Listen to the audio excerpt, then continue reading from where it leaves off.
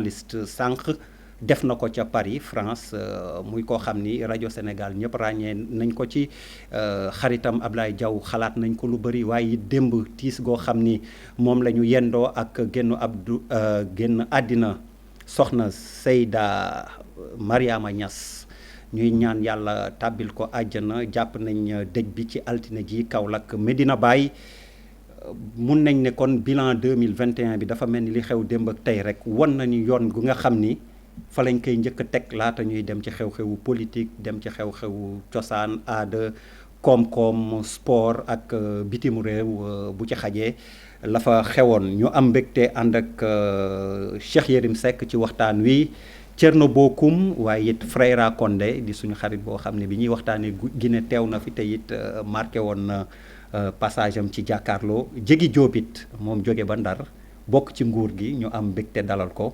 honneur aux dames moom laay njëkk a jox kàddu gi mu nuyoo ni mu ko waxee it 2020 bi ni ko latin yi di waxee annus horribilis buñ ko doon tënk noonu lay dem ak ñu bëri ñoo xam ni ay kilifa lañ jóge nañ fi ku lim juum nag duñu lim dañuy junj rek ndax dañuy bañ a juum xam ni ñëpp ñi ngi suñu xel ñi ngi suñu xol ñoo xam ni lañ mënuñu leen fàtte at moo xam ni it Jégi Diop ñuy ñaan mu bañati fi am duñ ne mu gëj fi waaye na fi bañati am bismillah.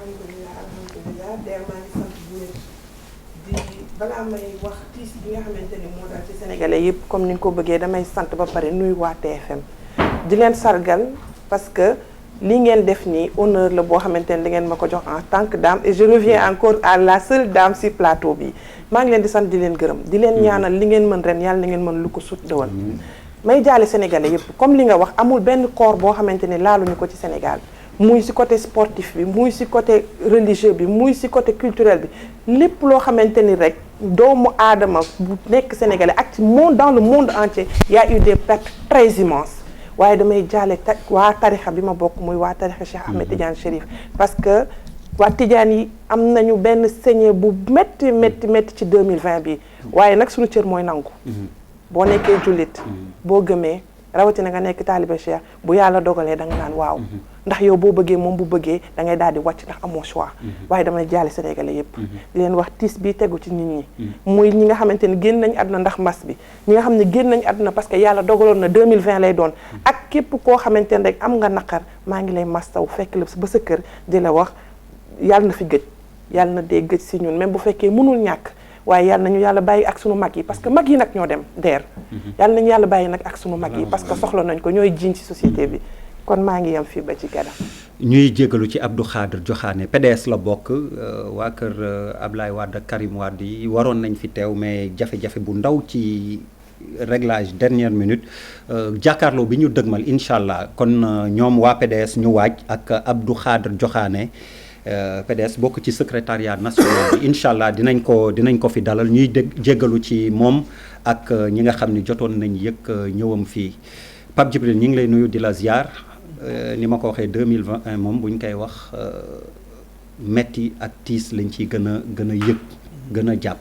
di la fay bu baax Abdoulaye Der di nuyu kilifa yi yi nga xam ñoom lañ bokkal plateau bi ak sénégalais yi ñuy seetaan si biir réew mi ak si bitim réew di santaat sunu borom ala kulli haal quel que soit alpha dañuy rendre grâce à Dieu subhanahu wa taala ni nga ko waxee effectivement tiis yu bari métit yu bari dal na ci réew mi ci 2020 bi mu nekk lu metti à tout point de vue ndax ñàkk moom ñàkk la rek surtout bu dee da nga ñàkk koo xamante ni nekkam fi dafa amoon njëriñ lool donc mu bari lool sunu xel dem fépp nag waaye kiñ ci nga xamante ni mënuñu ko ñàkk tudd mooy Seyda Mariama Niass ndax li mu nekk moo tax di ñaan sunu borom subhanahu wa taala mu xare ko aljana yokk yërmande ci kawam ak kilifa yëpp rek yi nga xamante ni jóge nañu fii ci at mi ak ñi nga xamante ni xëy na ay inconnu lañ kenn xamu leen ba ci ñi nga xamante ni ci géej gi ay xale yoo xamante ni dañ doon dem di wuti ñoom it ñàkk seen bakkan donc bari na bariwaay boo xamante ni kenn mënu koo xayma di ñaan rek fa ñu jëm gënal leen fii nga xamante ni fi la ñu jógee te liñ ci war a jële ci jàngat yépp ñu jàngat ko ci ndax bu ñu xoolee ci rétroviseur rek dañuy bëgg a trouver explication ci présent bi pour gën a mën a appréhender le futur. Donc regard bi ñuy jeté ci rétroviseur bi incha allah lim ñu war a dimbalee rek mooy lépp loo xamante ni mën nañoo fexe ba du am wala na muy amee taw fexe ñu fexe ko. te li nga xamante ni ci loxo suñu borom la nekk nag ñu ñaan ko moom yàlla mu yokku ñu ndimbal yokku ñu tawféex yokku ñu yërmande ba nga xamante ni 2021 à tout point de vue dina dàq fuuf 2020. ci tarix ak xilaas Thierno Bocoum at mu mel nii kenn mosu koo gis ci Sénégal. waaw Der maa ngi lay remercier di nuyu ñëpp ñoo xamante ne ñoom lañu bokkal plateau bi 2020 effectivement année bu tiis la. année bu yéem la parce que nag wax dëgg yàlla néew na année yu mel nii am mun nañu wax ba ñu juddoo ba léegi loolu lu muy tekki rek mooy année spéciale la année spéciale boo xamante ne nag dañ fi gën a seetlu ay nit yu fi jóge ñoo xamante ne ay nit yu ñu ràññee lañu ñu si bëri si ñoom mbirum mbas mi dal seen kaw mu doon loo xamante ne yàlla mu si muccale nit ñi waaye mbas mi mu ngi si dëkk bi di ñaan yàlla mu muccal ñu si muccal si doomu aadama yëpp waaye di jàll bu baax a baax ñu fi jóge ñëpp rawatina vraiment Seyda Mariama Niass bi nga xamante ne taxawaayam si diine l'islam taxawaayam si Sénégal ak taxawaayam bu mu am si doomu aadama yi dañuy ñaan yàlla mbëbët bu mu si amoon yàlla mottali ko ñaanal ko yàlla fu mu jëm gënal ko fu mu jógee di jaale vraiment sénégalais yëpp yoo xamante ne am nañu ay mbokk yoo xamante ne mbas bi jëlee na leen fi wala si année bi jógee nañ fi. Cheikh Yérim bismillah. waaw Der man damay tàmbale rek ci sama waa kër waa Wasila. Cheikh al Islam Cheikh Ibrahima Niass. macha allah Seyda Mariama yaakaar naa ni mission def na ko.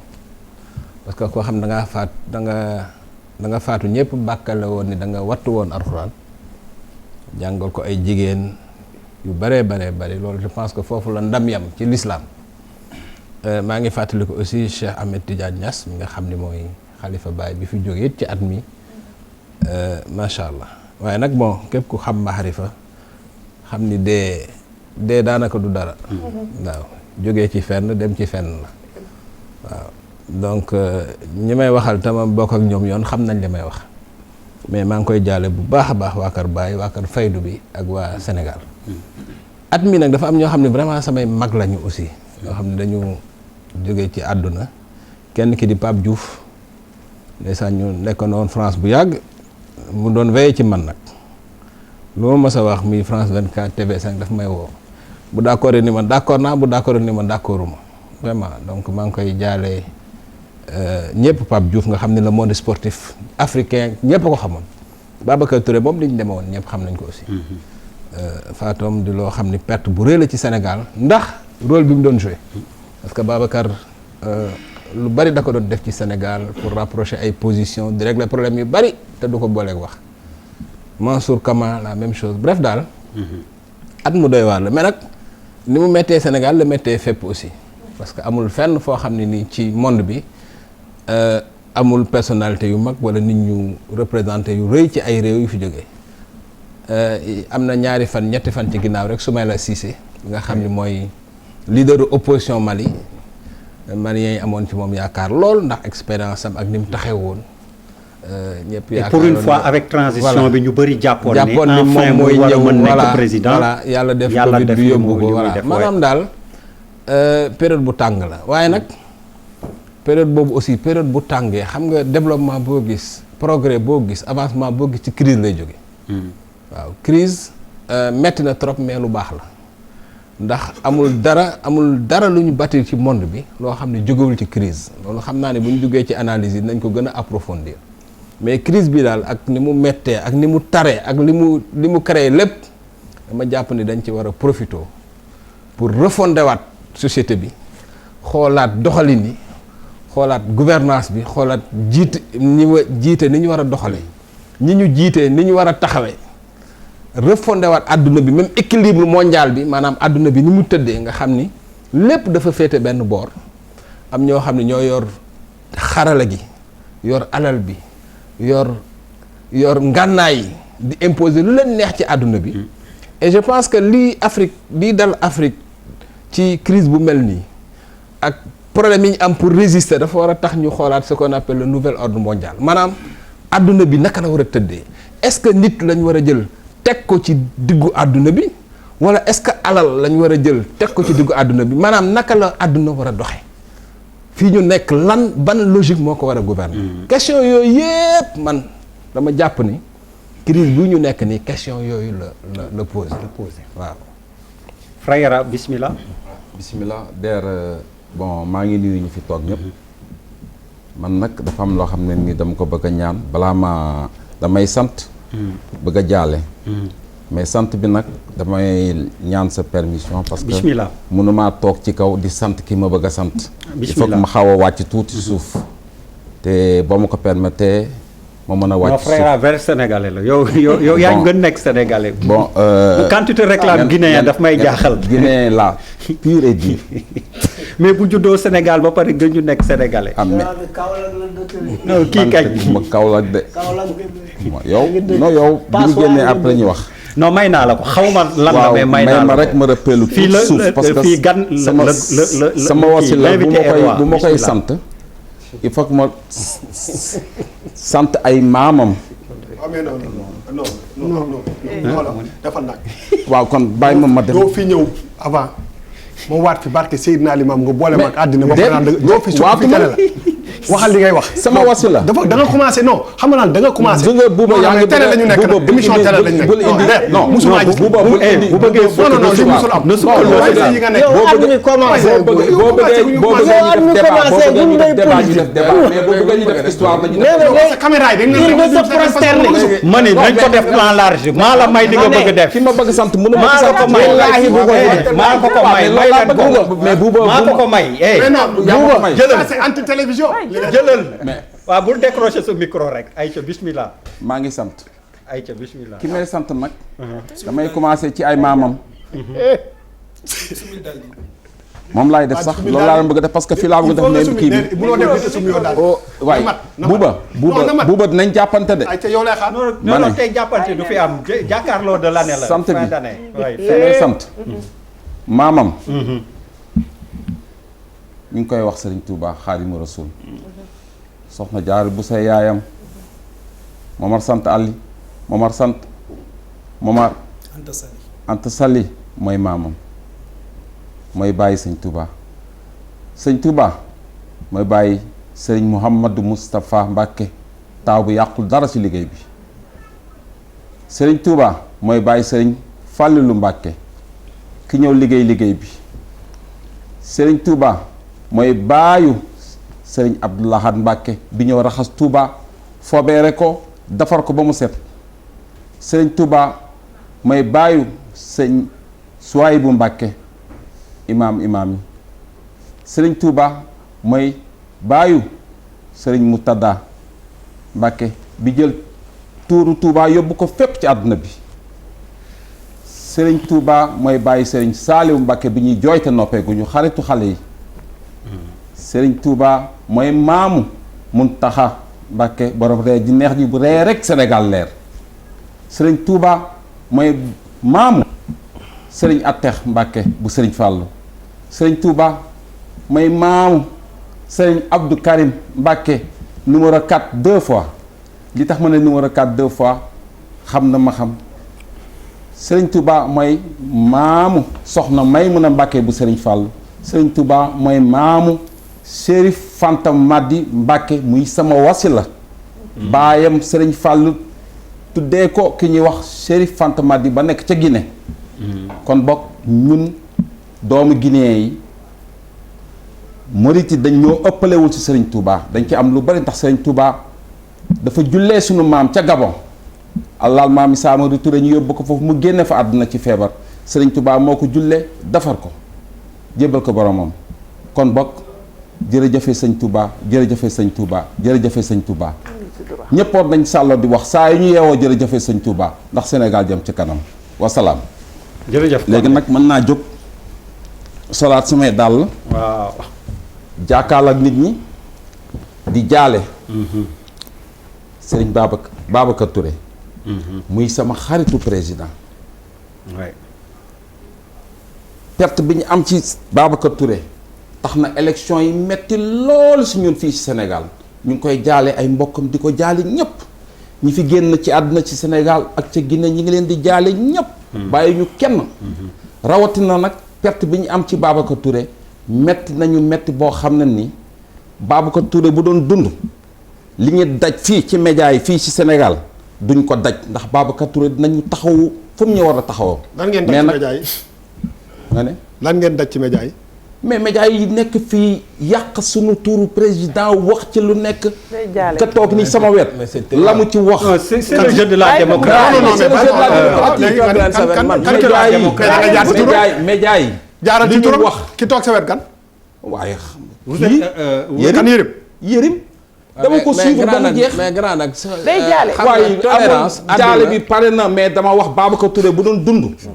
wóor na ma ni li am fii li ñu fi def Sénégal ci élection Guinée yi amul fenn ci Afrique Sénégal rek lañ ko def Sénégal rek lañ ko def te Alpha Condé mel ni Alpha Condé noo xool la wala lii la Alpha Condé lii Alpha Condé lii Alpha Condé lii Alpha Condé lii te liñ ci wax dara du ci dëgg lépp ay fen la waxoon nañu Guinée dina tàkk Guinée tàkk na Guinée tàkkul yow wax nga ne woon Guinée dina tàkk bu ngeen ci jógal yow wax nga ko Babacar John bu 2S wax na ko Jibi Jaabi wax na ko ñoom ñëpp wax nañ ko ni Guinée day tàkk woo di fi woo ay CEDEAO après Guinée tàkk na kon ñoom fenn ñu ñun ñoo am dëgg waaye mais oui ma fen affaire boobu metti na ma baatu fen dafa diis non xoolal wuy ma frère waxuñu dëgg waxuñu dëgg doy na Guinée tàkkul et au-delà de ça frère prenez de la hauteur vous avez été réélu mais kontaan naa ci réélection boobu de la hauteur moom loolu moom pas de règlement dinaa ci de wax compte mais du règlement de compte mais ñoom dañoo toogoon ci média yi lu nekk wax nañ ko Cheikh yéen bi ma koy mujjee déglu xam la doon wax sellu maamam wàlliw la ñun suñu maam Serigne Touba la bu dee maamam wàlliw la ñun suñu maam Serigne Touba la ñun gis nañ Serigne Touba. der mën naa wax comme waaw après ñu continuer d'abord ton jaalu 2020 ton bi mu waxee nii man du ma waxee noonu si parce que je considère que nit ñi mën nañoo wutee lu ñu xalaat ba pare respectante. oui je suis parfaitement d'accord. parce que démocratie mooy loolu taxaw naa nit ñi dañuy fen loolu tegginuwul yaruwul ba pare dafa contrasté ak li nga njëkk a def boo toogee ci suuf sumbi say dàll tudd nit ku baax ba pare jóg même pas 2 minutes ngay saaga non du saaga loolu dafa contrasté plus pur maanaam la nga wax na plus pur la nga wax la nga wane dafa wuute ak li nga jëf kii il a dit plus pur que ça am solo mooy il a dit kon de s'il te plaît déglu ko li ngay wax daggu la s'il te plaît on a les enregistrements yow Babacar Dione li ngeen wax ci Alpha Condé li ngeen wax ci Guinée on a toutes les enregistrements xam nga dégg nañ la Condé s'il te plaît dégg nañ xam nga ko mooy gérer émission bi aussi waa ji aussi mënul wax n'importe comment li ngay c'est pas n'importe quoi li nga nekk di ko wax sax wax naa ko man bu ma ñaane ma noppi waaw léegi wuy ma ñaan waaw wuy ma ndax kii Condé s'il te plaît mais buñ dajoon ci mbedd bi du ma ko nuyu frère wuy ma frère wuy ma bu ma ko nuyu Condé s'il te plaît waaw s'il te plaît waaw respecté nit yi aussi bàyyi non dinaa respecté waaw mais bàyyi ko mu wax mënoo ko tàgg aussi mën naa ko bàyyi mu wax waaw mais non da nga ko war a bàyyi mu wax ñii dañoo wax ba géex waaw mais non wax nañu ba géex ci élection lu nekk wax nañ ko Condé tuuti grandeur dañ s'il ma te doon dawa mais maa ngi leen di sant yow yéen waa TFM ndax yéen ma invité fi ma mën a wax mais yeneen télévision dañ ma doon daw non du xoolal démocratie dem naa seen TV non c'est pas la peine xoolal s'il te non plaît kii bu dee kii la moom jarul may def débat s'il te plaît xoolal c'est pas la peine de citer ay télé wala quoi que ce soit s'il te plaît non dinaa ko bàyyi mu wax merci ay ca léegi ñu déglunte dañoo def lu ñu waaw mais metti na la mais xoolal wax nga ko waaw mais wax nga ko jeex na s'il te plaît ok s'il te plaît Condé oui bu ñu def remake bee passé xam nga li tax ma wolof fi sax xoolal c'était vraiment pour faire la paix parce que bee passé même man je m'étais énervé contre yow et du woon yoon xam nga pour wane ni que c'est normalisé et y a aucun problème moo tax ma woowaat la d'accord d'accord mais il faut que léegi kon déglu ko s'il te plaît waaw dinaa ko déglu te bu ko dagg bu ko dagg de waaw bu ko dagg mais bu waxee loo xam ne rek Condé non parce que kon ça ne marche pas comme ça yow tamit. jour bi muy toog di wax ci sama président boobu mi ngi ma fekk Gambie maa ngi mer parce que ñu ngi. invité woon Condé mais jour boobu Condé bu tax ñu repartir sur les mêmes bases s'il te plaît. mu wax sax ñaari minutes. waaw Condé wuy ma. Condé non mais nag attends mais ce gars-là tu l'arrêtes wala une émission. Condé s'il te plaît. waaw on ne commence pas voilà c'est bon Yérim. mais der ce gars soit day déglu wala mu génn émission. waaw yow yaay génn.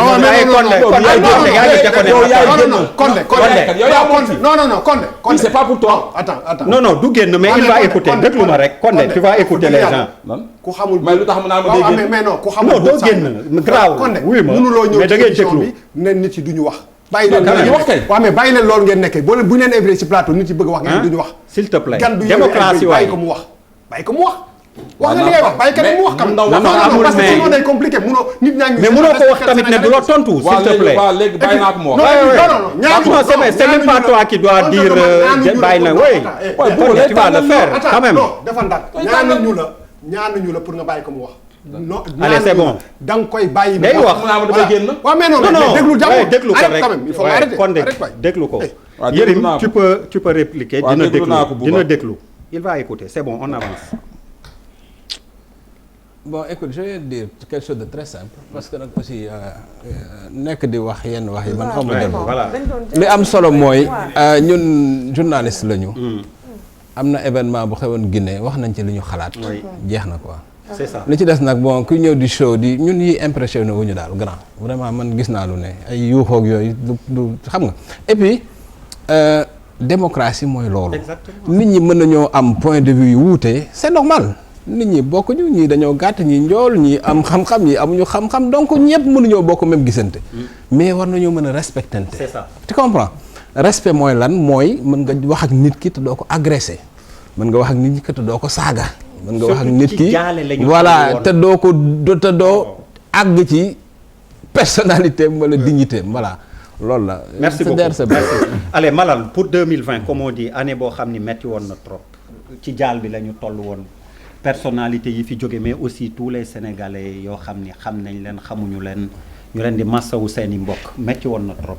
yes waaw 2020 metti woon na trop parce que effectivement damay koy tàmbalee ci sama koñ balaa may tàmbalee ci sama koñ moi je préfère commencer par des choses qui sont positives moi je voudrais tout de suite fii dama bëggoon célébrer Bouba Ndour parce que Bouba Ndour on s'est connu en 2004 bi ñuy xamante il m'a appelé pour que je vienne faire le son de taximan téléphone moo ñëw di bind leneen pour sound bi mu ne ma non est-ce que tu peux me remettre de la folie dans le texte loolu daf ma gën a permettre ma comprendre lan mooy sama direction artistique ça m'a permis daf ma dimbali ci sama orientation ci loolu noonu aussi mu nekk benn way ci sama carrière après album topp ci bu mu produire moom après ay tournée topp ci mais li tax ma koy célébrer c'est pas ce qu'il a fait pour moi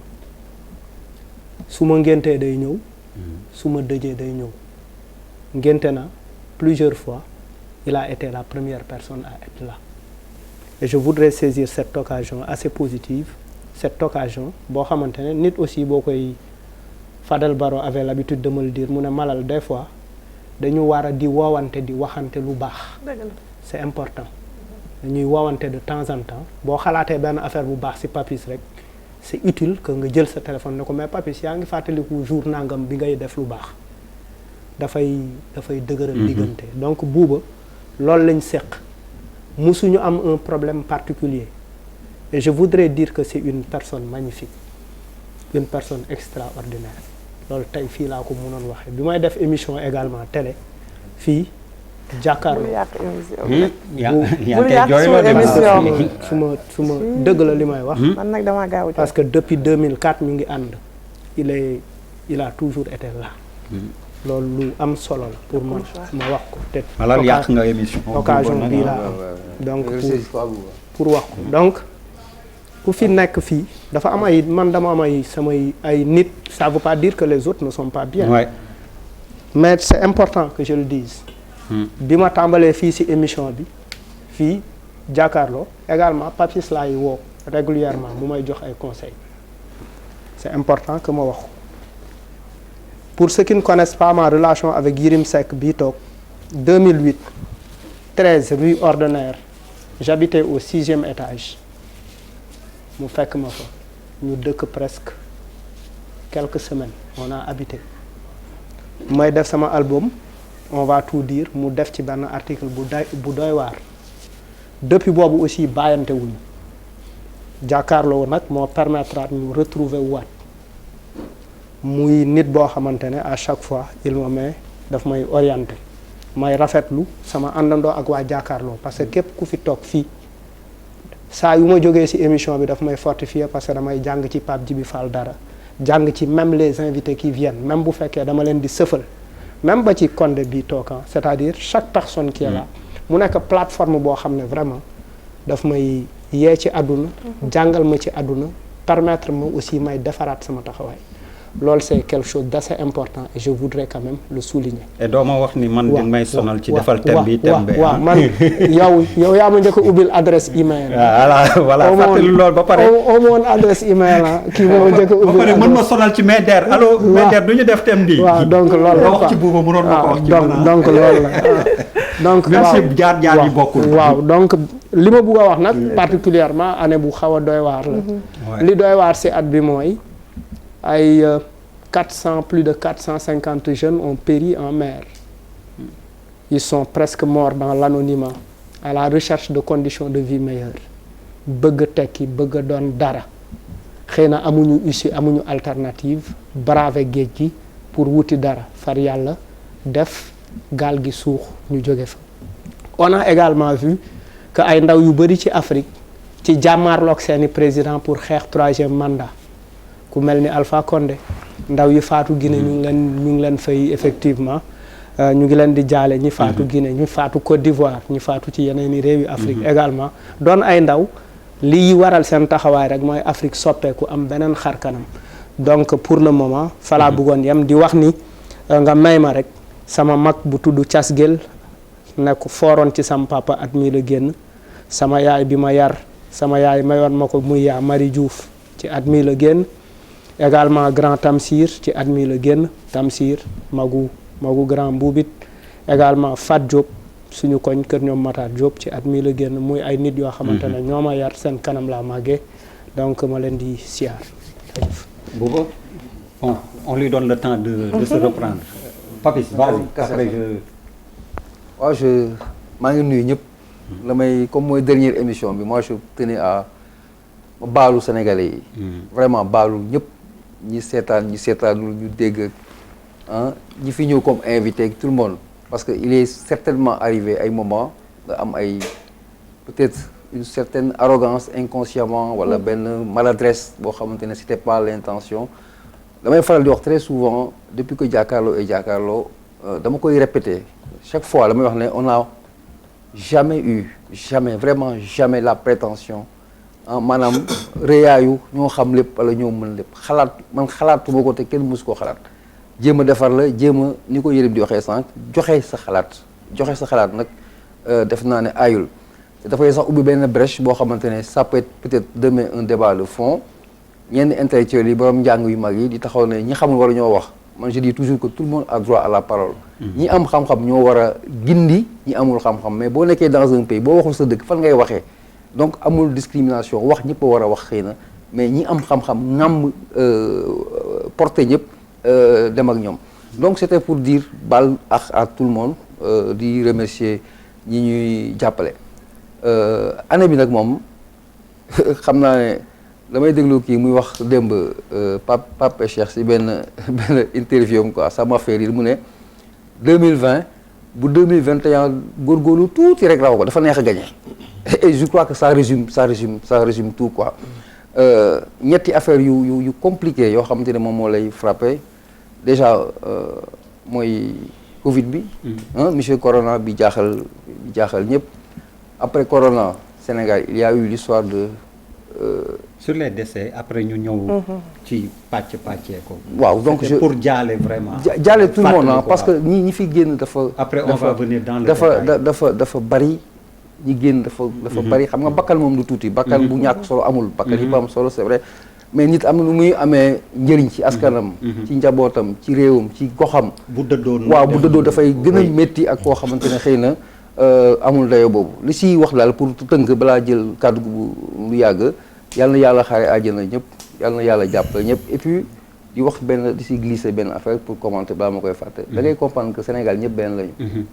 c'est-à-dire Sénégal ñëpp benn lañu. parce que da ngay xool au plus profond des crises da ngay xool des circonstances yoo xam day am ay rapprochement c'est-à-dire je peux être tey jii Condé ak ils se sont touchés ici demain Condé peut l'inviter à venir assister au mariage de sa fille et la paix revient. Ça c'est le Sénégal. non et man mënu ma woon imaginer tamit noonu la mel ci Touba quoi vraiment. waaw tu vois donc Sénégal ñëpp benn lañu quoi donc il faut. bi mu naan may ma xaw ma lan la ma doon ñaan mais vraiment loolu tamit muy li ñu. pour ne pas monopoliser la parole merci beaucoup je passe merci. Bouba tu as repris tes esprits Malal jooyloo na la tu te reprends. waaw góorgóorlul.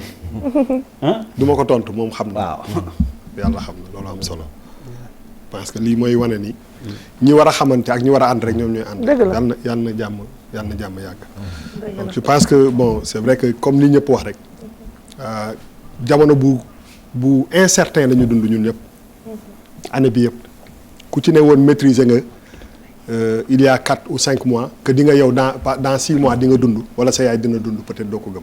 donc je pense que année bu metti la man fi may taxaw moom mooy. Des fois dañ may prêter de trop pessimiste mais jeexagul.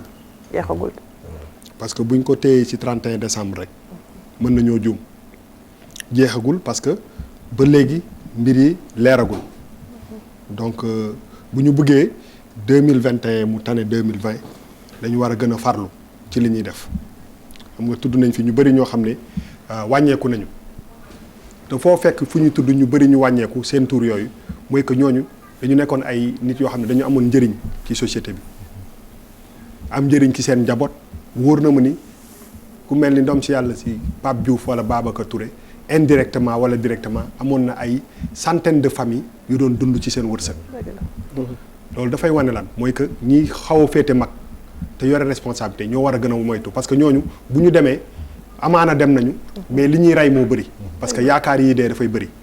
donc man li may wax rek mooy ñu inspiré si ñooñu képp koo xam ne vraiment am nga njëriñ ñëpp société sax ñëpp am njëriñ mais am na ay nit ñoo xam ne dañu war a gën a protéger seen bopp parce que li wekk ci seen ndodd moom moo bëri moo tax damay ñaan tout le temps rek ñi nga xam ne dañu am njaboot ñu gën a farlu parce que mbir mi jeexagul bu ñuy wax nii rek day mel ni 2021 def 2020 def pas 2021 pour man fii ñu jëm nii sax moo gën a lëndëm parce que maintenant affaire baa ngi continuer et li tax mu gën a lëndëm mooy que nañu farloo woon farlootuñ ko donc loolu moo gën mooy danger bi foofu la gënee donc je pense que on doit redoubler d'efforts te vraiment ñaanal ñi fiy jóge mais aussi vraiment fexe ba nga xam ne 2021 bi autant de personnes yàlla mooy rey waaye wax fa dëgg yàlla autant de personnes yu am importance ñu bañ fi jóge maa ngi remercier Malal di aussi profiter ci occasion bi di baalu ak sénégalais yëpp mooy li mu wax rek ñun ñi ñëpp man place bii ma toog yàlla xam na ni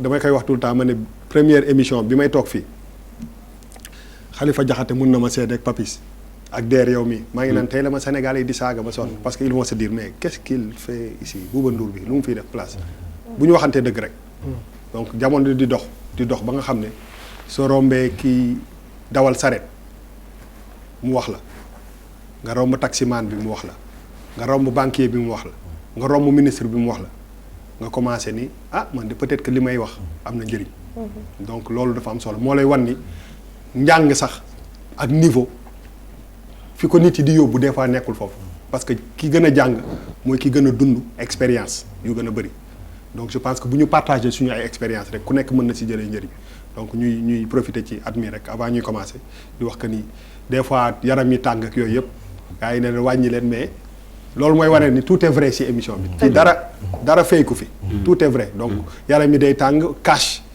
tout se paye cash après yàlla daf ñuy dimbale ba ñu am hauteur dépassé loolu di gërëm aussi Malal du ma la tontu parce que yow xam nga man xam naa di gërëm taxawaay aussi Papis ci biir ñiy liggéey ci jàkkaarloo pourquoi je le dis parce que moom moo ci gën a damay wax que ni bu ñu doon joxee raaya moo ci gën a fonk émission bi bakkan bi la ko teg yàlla xam na ko damay xuloog moom des fois dugg na fii du ndaw il panique c'est normal donc je voulais vraiment témoigner aussi loolu ci moom di féliciter Pape Djibril Yérim.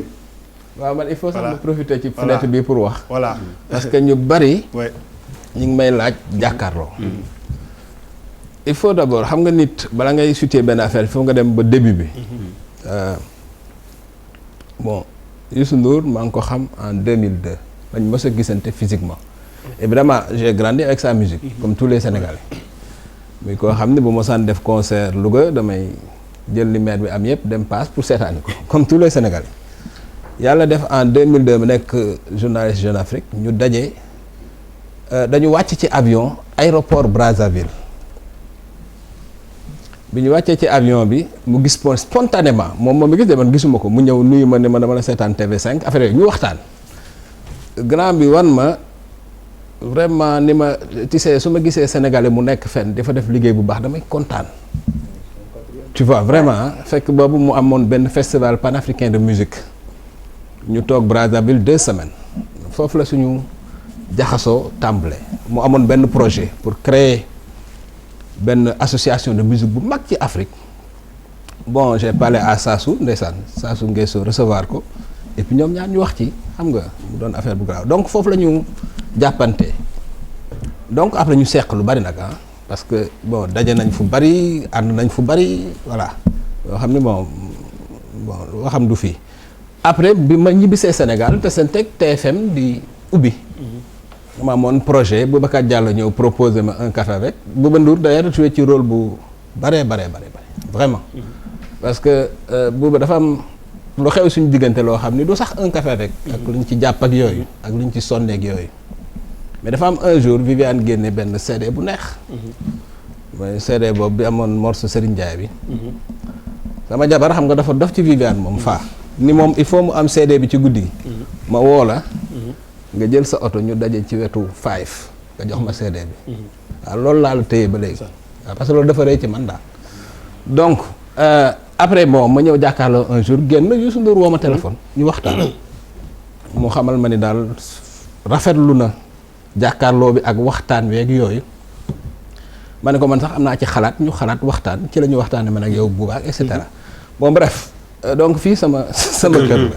ba pare mbokk nga ci kër gi. voilà mbokk nga ci kër gi. voilà loolu moo tax. donc ma xamal Sénégalais yëpp ni dinaa fi ñëw. pas systématiquement comme ni mu demee nii mais bëgg naa di fi ñëw di joxe sama xalaat. et cetera voilà loolu daal la ñu. waaw bi ma doon wàcc damay dafa am ñaari absent yu présent dafa am ñaari absent yoo xam ne. waaw président waruñu leen fàtte. waaw ña nga fële di seetaan parce que c'est une grande famille. Birima Ndiaye. Charles. ah ak grand Charles Birima Ndiaye. namm nañ ko voilà Birima namm nañ la. namm nañ la Birima aussi muy xadar bi bëri na. mais xol bi. comme Sénégal. non dëggantaan. non bëri yërmande tax ñëwul nee na ma dafa grippe. ñu ngi ci soli di sëqat. waaw exactement dugg ci ak ragal waaw Charles c'est le doyen. moom tam jéem nañ ko woo ne ko ñëwal xaw ma fu mu nekk nag bëri na ay kii fu mu nekk. am na géej am na suuf am na ay kabano foofu laay. Sali la tudd man maay wax fi mu nekk kay ñëpp dégg ko Sali la tudd mi ngi Sali il a 2 mois de congé moom it kenn mënul woon woñ loxoom forcé ko mu ñëw puisque ay congé la Sénégal.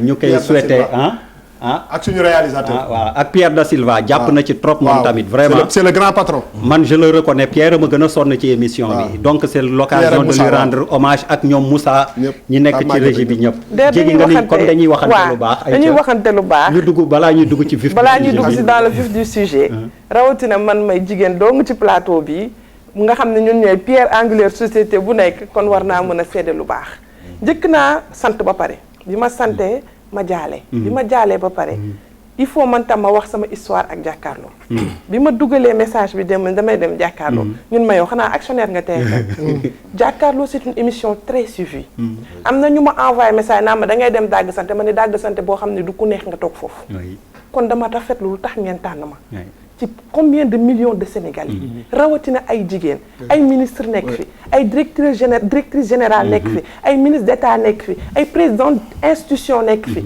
c'est pas n'importe qui ngeen di woo ci plateau bu mel nii mu ñëw toog bi ñuy waxtaan données personnelles da nga ñëw du ñëpp ñoo ñemee un débat de contradiction nga wax sa moroom ñu wax ni la li nga wax du nii nga am fitu toog wala dal gu doy nekk déglu ko pour mën a wax yow li nga xalaat kon dama ne du ñëpp am fit boobu ba pare du ñëpp ñoo mën a am possibilité boobu ngeen jox ma possibilité bu mel nii ci 2020 bii dama leen di sant dama leen di gërëm di rafetlu bu baax loolu di ñaan nag comme li ñu wax rek dëj bi dañuy doon jaale ñu nekk man ma doon wax dans le cadre général dafa am ñaar nit yoo xam ne deer foog ngeen may ma 1 minute rek ma jaale leen 30 secondes 30 secondes Madame le ministre d'État Awa Ndiaye dafa perdre 2 personnes ci at bi 2020 bi son frère tonton Nanou sa sœur ta Bintou Ndiaye ci at bi ci 2020 bi ci nu gaaw ci ñoo xam ne jékki-jékki rek feebar ma di ko jaale ñooñu di wax yàlla na fa dégg ma perdre un patriarche boo xamante ni Pape Bara Fall lu ma naqari sama kër dama daan daw ci moom ni ko Pape Bara gisuma lu ma xam ay waaye sama àdduna mi ngi bëgg a yàqu ndax ndar laa dëkk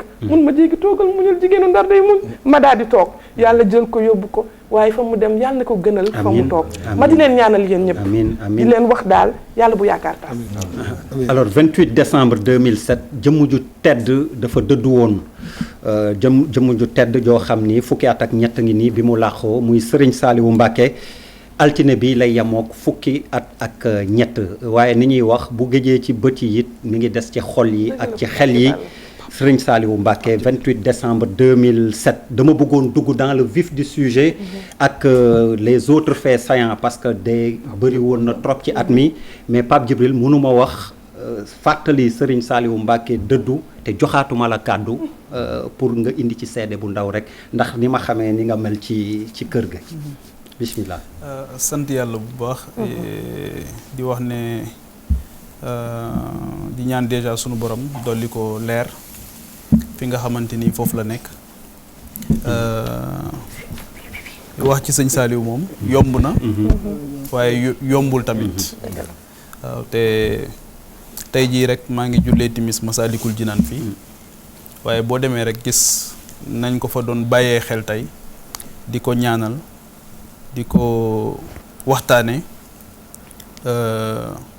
mu nekk koo xamante ni ñun dañu màgg fekk moom mu nekk fi nga xamante ni moom la liggéey bi mu doon defal Serigne Touba mu nekk koo xamante ni ci facette yu nekk rek moom it ndimbal lu rëy la woon ci jamono waaye surtout ci wàllu éducation mu def ci liggéey bu am solo te loolu daf ñu intéressé trop wane woon yoon yoo xamante ni buñ ko toppoon tey autosuffisance ci wàllu wàllu agriculture kon dootu ko wax ndax wane na ci yoon boo xamante ni biñ ko bëggee jox Xelcom FMI ak Banque mondiale yëpp dañu mere Sénégal ne forêt classée bu toll nii kenn du ko jël di ko jox benn nit waaye ñi autorités yi fi nekkoon mu convaincre leen xamal leen ne li muy def njëriñu askan bi rek moom moo tax donc il avait une haute conscience de l'intérêt général xam naa dinañ ci ñëwaat ci biir waxtaan bi boo xoolee li téye suñu réew yi yëpp mooy nit ñi rapport bi ñu am ak intérêt général bi muy toogee tamit nekk xalifa Cheikh Ahmadou Bamba Khadim Rasoul dafa waxoon ne li fekk yéen a ngi may jiital du ngeen ma gis mukk ma def loo xam day yàq àdduna wala lu yàq àllaaxira c'est un engagement très fort pour képp kuy jiite mbooloo donc jamono bu nekk daan nga fekk këram nit ñi di ñëw xaalis bi bari trop mu wax ñu mu jege ne boobu daan naa may soxla boppam ak njabootam te du ko mën a faj ndax jàpp na ne loolu di fa ñëw à partir du moment où nekk na Serigne Touba loolu mënatu koo jëfandikoo ndax moomu ko dootu ko jëfandikoo pour soxlaay boppam ak njabootam nga xamante ni moment boobu milliards yi di rangé wu noonu këram daan na am loo xamante ni da ko fay soxla te du ko mën a faj ba ci daara boppam yi loolu tamit nekk lu rëy donc mu nekk koo xamante ni ku mat di bàyyi xel la te ñun tamit Afrique faiblesse boobu dañu ko am mooy la commémoration waaw mooy rapport bi ñu am ak commémoration donc moo tax ma lay féliciter bu baax ci li nga ci taxaw nii parce que c'est important ñu leen di bàyyi xel di leen waxtaane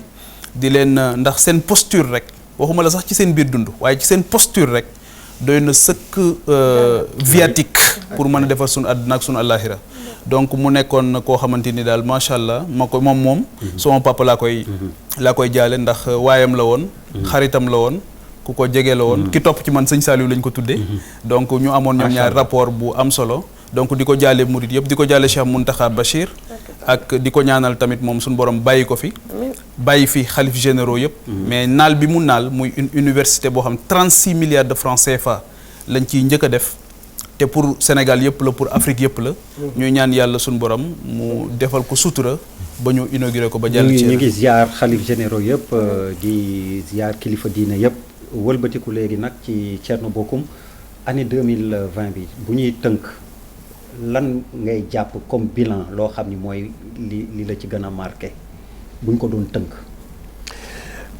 Der année 2020 bi je pense que ñëpp mën nañu ànd. wax na ne Covid bi. pandémie bi. doon na loo xamante ne daf ko marqué. parce que foog naa ne du rek Sénégal mais monde bi yëpp dafa doon loo xamante ne ñëpp seetlu nañ ko mu doonoon aussi interrogation bu mag nan lay mujjee parce que lu bees lu daanu suñu kaw. mu am ay mesures exceptionnelles yoo xamante ne jot na ci am ñu vivre même lu ñuy wax un régime d'exception. parce que dem na ba benn moment ñu ne à 20h ne nit ñi dem tëddi. dem na benn moment ñu ne doo jógee ci benn dëkk dem ci beneen dëkk. dem na benn moment nga bëgg a dem jaayi walla nga bëgg a dem loo jëli ci biti dugal sa biir njaboot ñu ne doo ko mën a def lu ko waral parce que virus bi la ñuy bañ mu propagé wu. donc dafa doon année boo xamante ne daf ñu marqué ci mesures yu am ci attitude yu am ci position yoo xamante ne ku ci ne ci ñun am na ko. pour rek moytu dara. mooy virus bi nga xamante ne nag malheureusement mu ngi fi ba léegi. je pense que boobu wax na ko léegi 31 décembre repère la rek mais barrière bi tamit dafay ibbeeku maanaam virus bi mu ngi fi encore donc dañuy ñaan yàlla nag nu mu demee woon 2020 mu bañ ko demee. 2021 mais fondamentalement sooy xool. mbir bi nu mu demee ci réew mi laal na couche yëpp. laal na secteur yëpp. laal na suñu économie bu baax a baax a baax ba nga xamante ne état bi ci boppam yëg na ko waaye aussi ñuy dem di wuti di yóbbu seen kër yëg nañ ko. surtout foofu laay mettre l'accent. parce que sooy xool tey ñu doon wax ne restez chez vous di doon ko wëy par exemple mooy artistes yi gis nga tey. ñoom ñooy manifester pour ne dañ leen bàyyi ñu dem loolu lu muy tekki mooy sacrifice bi war Sénégalais yi def nañ ko waaye toll nañ benn moment coono dafa dugg parce que sacrifié wu nañu joxe nañu seen bopp éviter nañ lu bëree bëri topp nañu mesures yi mais coono dafa dikk. dem nañ ba gis aussi plus de Malal wax na ko léegi plus de 400 personnes yu ñu ne dee nañ ci biir géej gi ñu bëri def rapprochement bi. ak aussi Covid ak situation bi nu mu metti woon nga xamante ne nit ñi dem nañ ba am désespoir jël lu ñu am as tuut daal di dem bien que loolu dañu wax ne du lu jaadu du lu ñuy wax ndaw yi nañ ko def mais loolu yëpp lu muy indi rek mooy situation la boo xamante ne war nañu xool nag fan la ñu jëm ak nan la ñuy yoree Sénégal 2021 nan la ñuy def ba ñu nekk ci désespoir ñu mën leen delloo ci espoir nan la ñuy def ba état bi nga xamante ne war na mën a injecter lu bëri régler problème yu bëri mu gaaw très rapidement régler ko loolu ay questionnement yu am solo la moo tax dañ jàpp na ne 2021 dafa nekk année de défi nan la ñuy def pour que Sénégal bi nga xamante ne daanaka suruxoon na ba ñu téye pour mën a xëcc féetale ko ci kaw nan la ñuy def ba mu jug carrément pour que situation yi nekk mu situation yu jafe mu bañ a nekk problème te li ma ci yokk mooy situation yooyu nag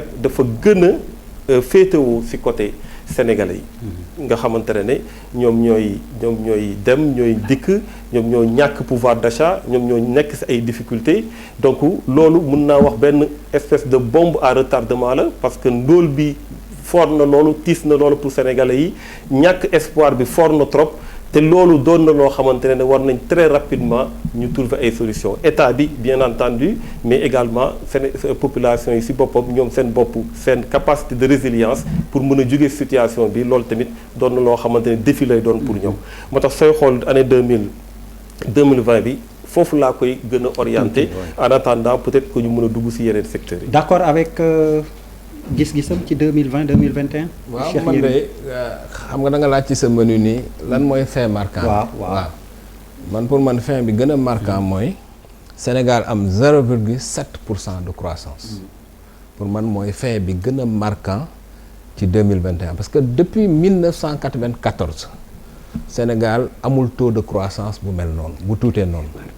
te 1994 li tax Sénégal amoon taux de croissance négative mooy dévaluation moo amoon maanaam dañoo xëy suba jël franc CFA bi la mu doon toll ñu wàññi ko genn wàllam donc 1994 ba léegi Sénégal mësta nërmeeloo ni mu nërmeeloo nii deuxièmement Covid bi muy ñëw fekk na réew mi taxaw na maanaam réew mi am na koppar ba pare signature réew mi am na doole moo tax bi Covid bi ñëwee réew mi mën a mobiliser lu tolloog junniy milliards def ko ci biir léegi nag président de la république ci boppam waxal na ko boppam nee na affaire bi bu ñu deful ndànk ba mu continuer amatuñu luñ ci def foofu lañ toll affaire bi nag du problème mu Sénégal rek Thierno Bocoum constat bi mu def c'est la réalité mais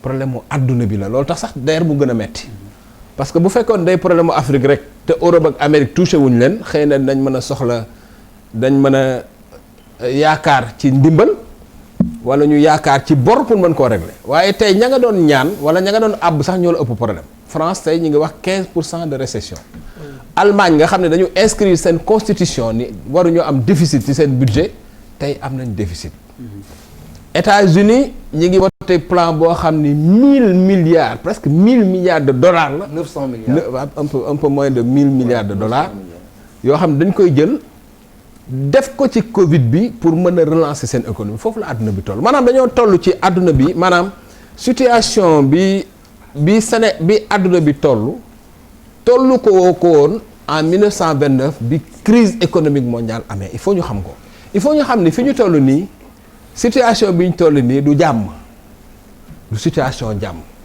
maanaam chiffre économique bi mu toll nii bu guerre mosaana am la lii di am lan lañ ci war a jàngate parce que pour man loolu mooy li ci ëpp solo bu ñu demee ba nga xam ne réew mi am na taux de croissance boo xam mus koo am réew mi réserve yi mu amoon yëpp épuisé na ko lan lañ ci war a jàngaat liñ ci war a jàng mooy naka la ñuy def ba nga xam ne li ñuy soxla lépp dañ koy mën a fàggu suñu réew parce que gis nga le problème de fond parce que crise bi bu jeexee beneen crise day am analyse yëpp nee nañu épidémie risque de contamination catastrophe naturelle ak loo xam ni catastrophe yoo xam ne yëpp ci climat lay jóge at yi di ñëw yëpp dafay tegaloo il faut ñu xam ko on a fabriqué tellement de virus ci ay laboratoire coronavirus bi bu jeexee beneen virus dafay ñëw parce que tey ñi informé yëpp xam nañ ni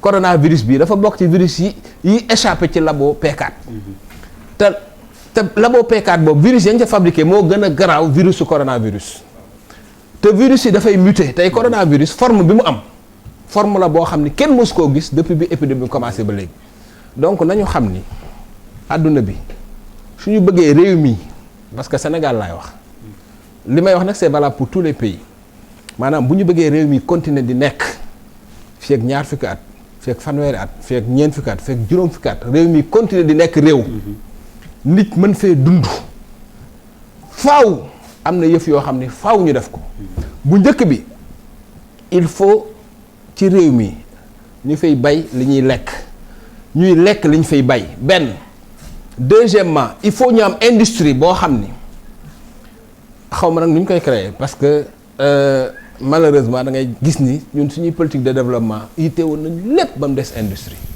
alors que développement amul fenn ci àdduna fu amul industrie parce que ñu dañoo jàpp ni économie mooy commerce alors que commerce du dara commerce ñi muy jox koom mooy ñi koy def benn commerçant ngay gis muy gagner ay milliards di employer 2 ou 3 personnes te Sénégal commerce rek moo fi am maanaam même Solida bi ñuy wax zone industrielle dañ ko créer nit ñi di jël beurre di ko importer Tunisie ak di jël meew di ko importer Maroc di ko ñëw fii di ko jaay jeex na entreposage donc il faut ñu def industrie maanaam il faut que dans ce pays là ñu créer autonomie fexe ba nga xam ni lépp li ñuy soxla doomu aadama di ko jëfandikoo ci réew mi yaa ngi dégg ñu fexe ba wattu ko fexe ba am ci réew mi deuxièmement lépp lu ñuy fajoo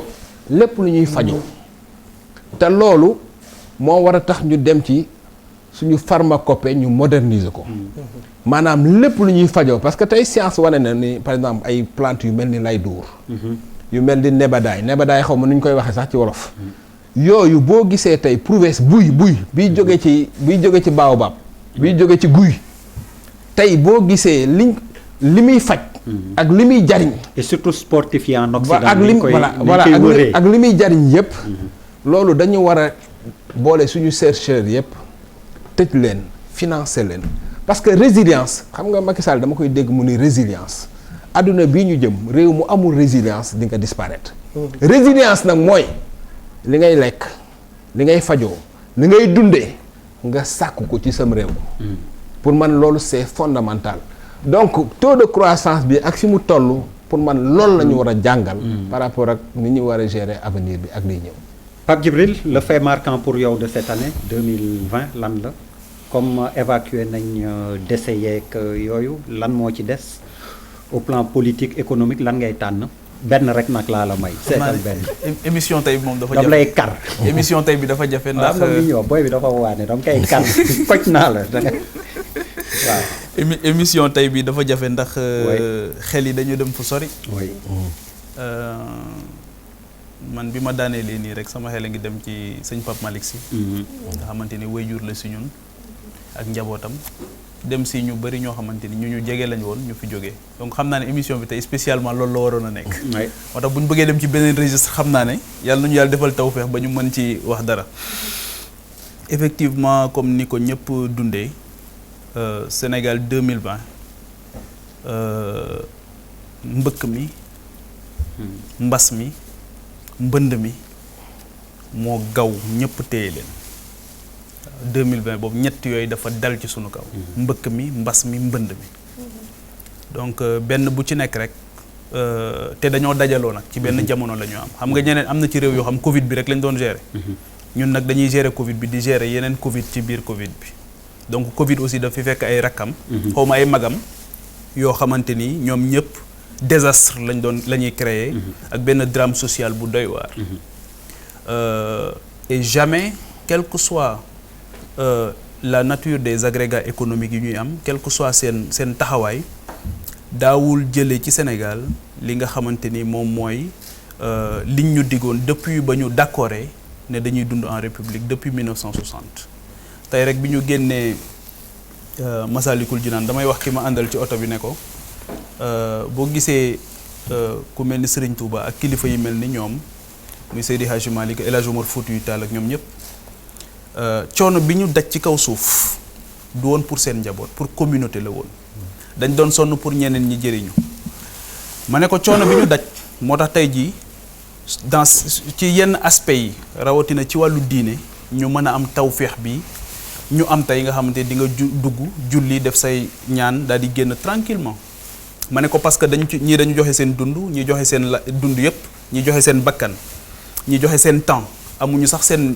jamonoy njaboot ñun tey am nañ chance mën nañoo nekk ak suñu njaboot ak suñu doom ñoom ils n'ont même pas profité de leur famille parce que seen famille moomu leen woon politique yi aussi loolu la ñu diggoon depuis 1960 c'est ce que j'appelle la promesse républicaine mooy que chaque génération doit vivre mieux que la précédente ma wax ñooñu ne leen ñun coono bi ñuy daj tey pour suñu njaboot gën a am tawféex la mais bu fekkee ne yow saa boo ñëwee ñu dénk la lépp ñun on renonce à tout pour vivre en république tey jii yow dans une république normale waroo sax jël vigile sa kër parce que da nga renoncer ci loolu pour confier ko kenn parce que comme moom moo amee le monopole de la violence légitime donc noonu la ñuy renoncer ci yu bëri am ku ñu ko dénk la chose publique la gestion de la chose publique léegi ñooñu ñu ko dénk nag ñoom ñoo war a góorgóorlu ba di parer wu à toute éventualité même bu fekkee ne am na situation yoo xam yu difficile la te li tax ma wax parer wu à toute éventualité ndax bi mbir mi ñëwee gësam muy Covid bi on s'est rendu compte que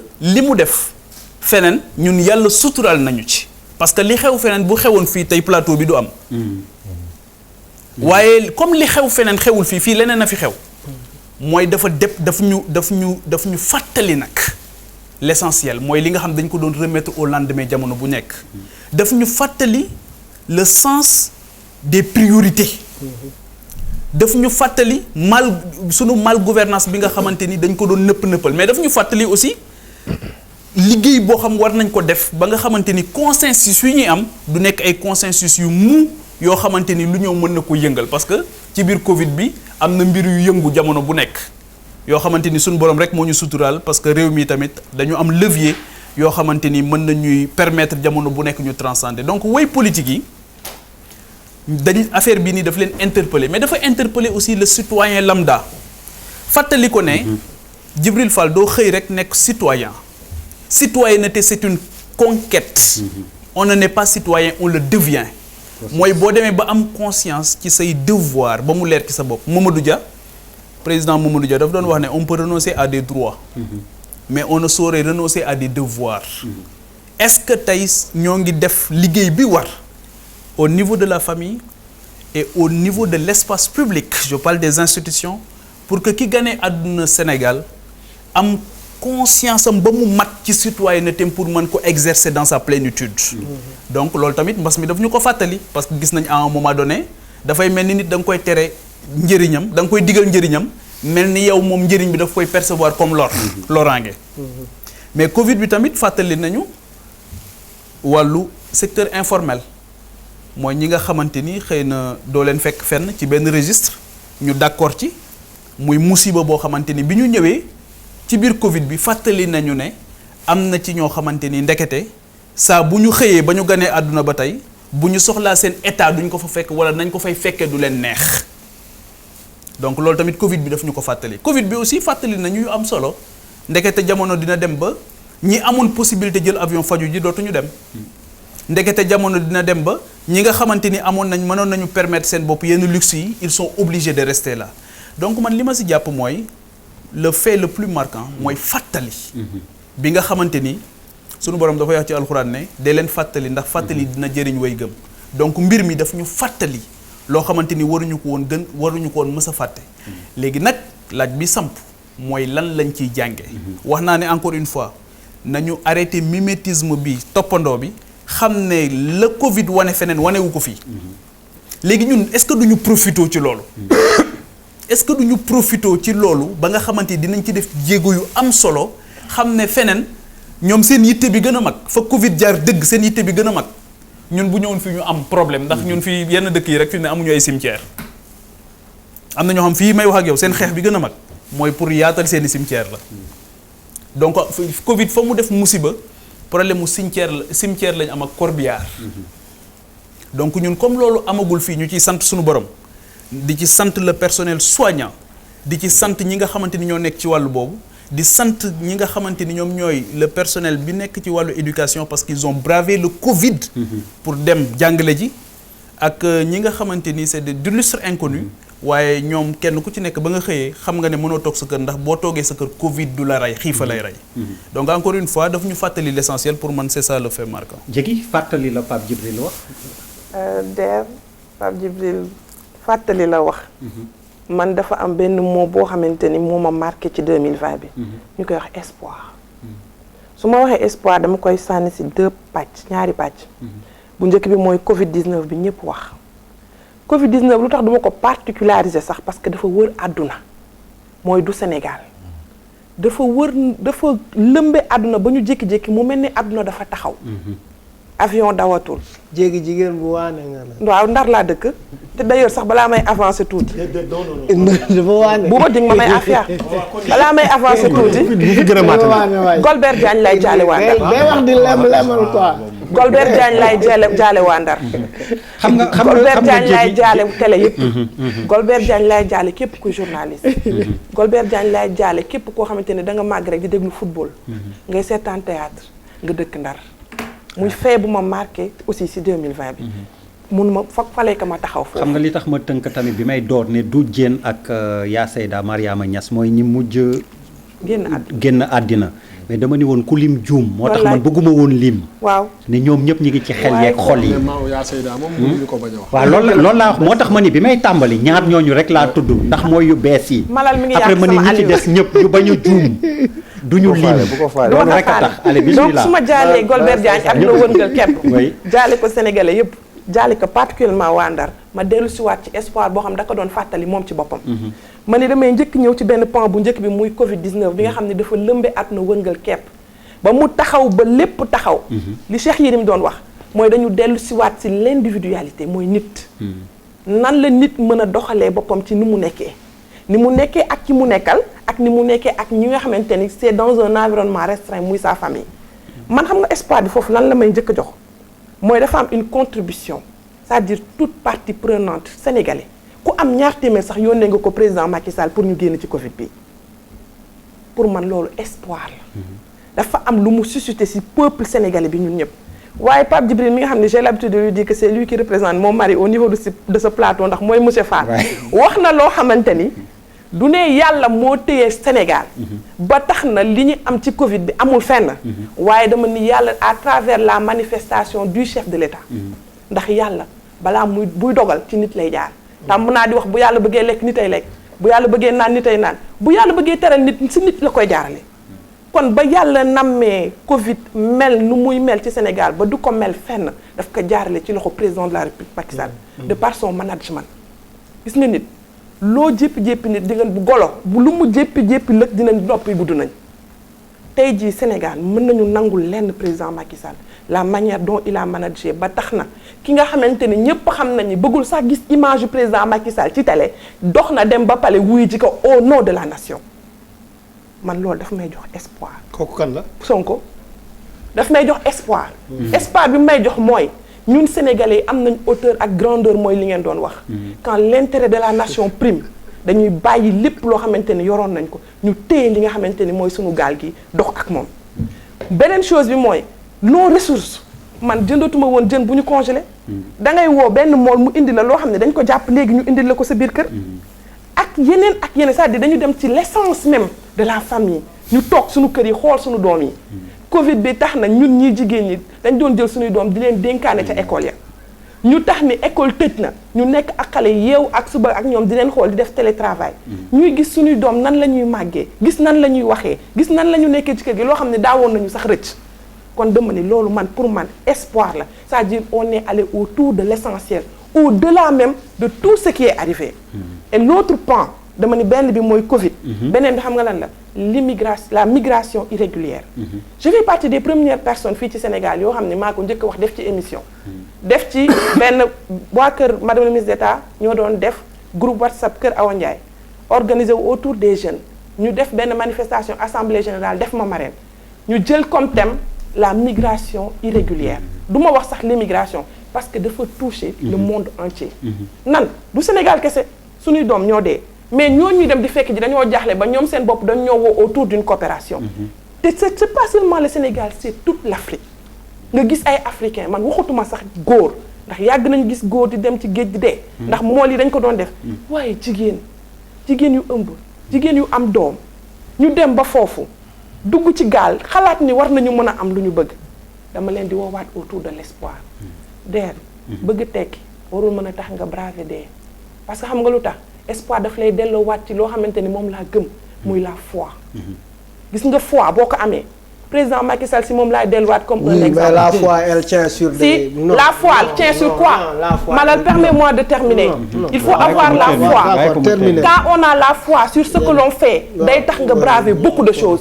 nit xiif na xëy dem jàngi école dem université président Abdoulaye Wade yàgg nañu ko wax. La première fois qu'il m'a reçu lii la ma wax ni ma dama doon dem université toog à l'étranger awma dara lu nekk sama biir mais damay toog def cours ba mu jeex 19 heures ma dem ñibbi may xalaat fan laay jëlee pain bu ma lekk lan mooy waral nga toog c'est la foi. Tu as foi d'abord en toi et tu as foi en ce que yoon bi nga jàpp di jëm dama ni espoir le président de l'espoir judduwul ci am-am màggul ci am-am taxawul ci am-am papaam amul woon yaayam amul woon mu jàngee Sénégal màggee Sénégal yor fi poste yu mu am ci Sénégal ba tax na mu nekk président képp kuy gone ku ko xool di nga muñ tu auras foi en toi et tu auras espoir à ton pays nga toog xam ni li nga soxla di nga ko am. xanaa ci task force bi yéen dafa mel ni xam nga mënu ko xam nga konde xaaral ñu terminer tout. xam nga dañ may non yow bu ci yokk dara bul yokk. xam nga lan laa bul yokk yow déggoo ñëpp nee nañ ko kañ. kii nañu Yérim moom lu ma wax dama koy nangu ndax sànnaarwaa la. Yérim sànnaarwaa la. Yérim dafa mel ni dóor na la ko toog. non ñoo bokk sànnaar bu ñu accès loolu laa ko wax. ma ne ko yow ñoo bokk sànnaar. Yérim non madame Fall dóor na la ba toog. Alors Bouba yow looy jàpp comme pour mottali tour de table. man waxu tour de table. waaw mais mooy li ma wax dañu maa ngi ci tour de table bi tey kii moo lay déedéet des na yow ak Malal ak Condé. j'ai toute ma tête hein. voilà. Bouba loo jàpp comme bilan fait saillant 2020. si moom day politique rek. génn si man. politique rek la. bàyyi ma de. mais bu la neexee nga def ko tontu. waaw mais xam nga waaw bon comme coronavirus moom kenn du li ñu dund ci at mi moom kenn du ko wër bon comme il faut quand même ñuy génn feneen honorable député ak président wu Agir. du loolu la. noonu la mi ngi fii toog il faut ñu génn feneen. ci biir Covid bi gars yi réglé nañ fi ba dugg ci biir opposition bi jaxase ko loolu lu rëy la di.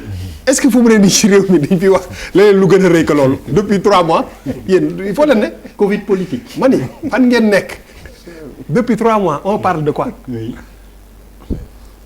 on parle de ça. c'est-à-dire que ci biir Covid bi gars yi quand même. réglé nañ fi mais non lu am solo. ki jël deuxième ci élection présidentielle avant Covid bi lañu commencé waxtaan. waaw non moom lay am en tout cas ci biir Covid bi leen accéléré na affaire donc Thierno Bocoum mënul toog fii te du ñu dugg foofu. oui parce que loolu pour man depuis 3 mois moom moo ëpp doole Covid bi. grand bi. ah grand bi. grand yi donc non dëgg la ak ñeneen. parce que mbaa du moom ngay def am dara. non parce que non parce que en fait pourquoi c'est important. oui parce que ci biir Covid bi. am na du wax ay actes yu ñu fi posé yoo xam ne dafa mat ñu taxaw parce que loolu tey jii nii lu solal ku mel ni Thierno Bocoum la qui était quand même très proche de Idrissa Seck. ànd ak moom sax ci élection yi passé ñoom dinañ ko ci bëgg a interpeller fu ñu jëm. pourquoi ce choix là est-ce que tey jii nii loolu gaa yi def c'est pour effectivement génn ci guuta Covid bi wala c'est pour des objectifs yi nga xam ne. dafay ñëw ci kanam je pense que loolu moo am solo parce que ci jamono jii ñu toll moo tax sànq may wax ni bu ñu ne 20 passé 2021 affaire bi jeexagul ñu ngi ci dëgg bi liñ ci xamoon sax lu ci bëri xamuñu ko. te man dama ragal tekk. tekk bi dafa bëri tekkaaral bi. si affaire Covid bi actuellement dafa bëri. on ne communique pas assez. avec les Sénégalais.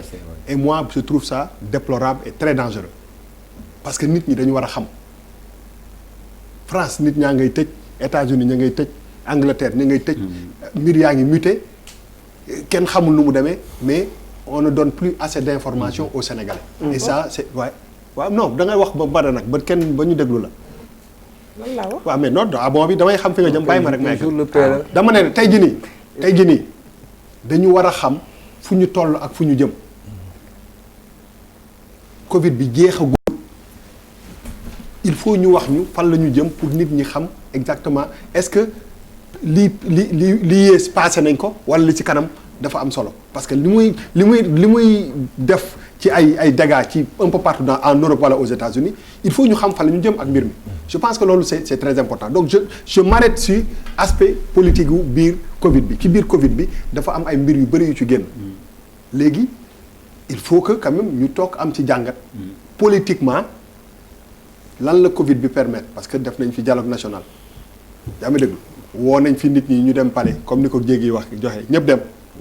mais ci biir aussi affaire bi ay tractation génn na fi te lan mooy objectif loolu est-ce que c'est pour xeex pour Covid bi teel fi jóge wala est-ce que pour c'est des projets yoo xam ne nit ñi war nañ ci teg seen loxo je pense que fii ak 3 mois yi passé liñ fi jot a dégg mu am lëmbe réew mi mënuñu ko di wax en décembre oui Covid oui mais opposition.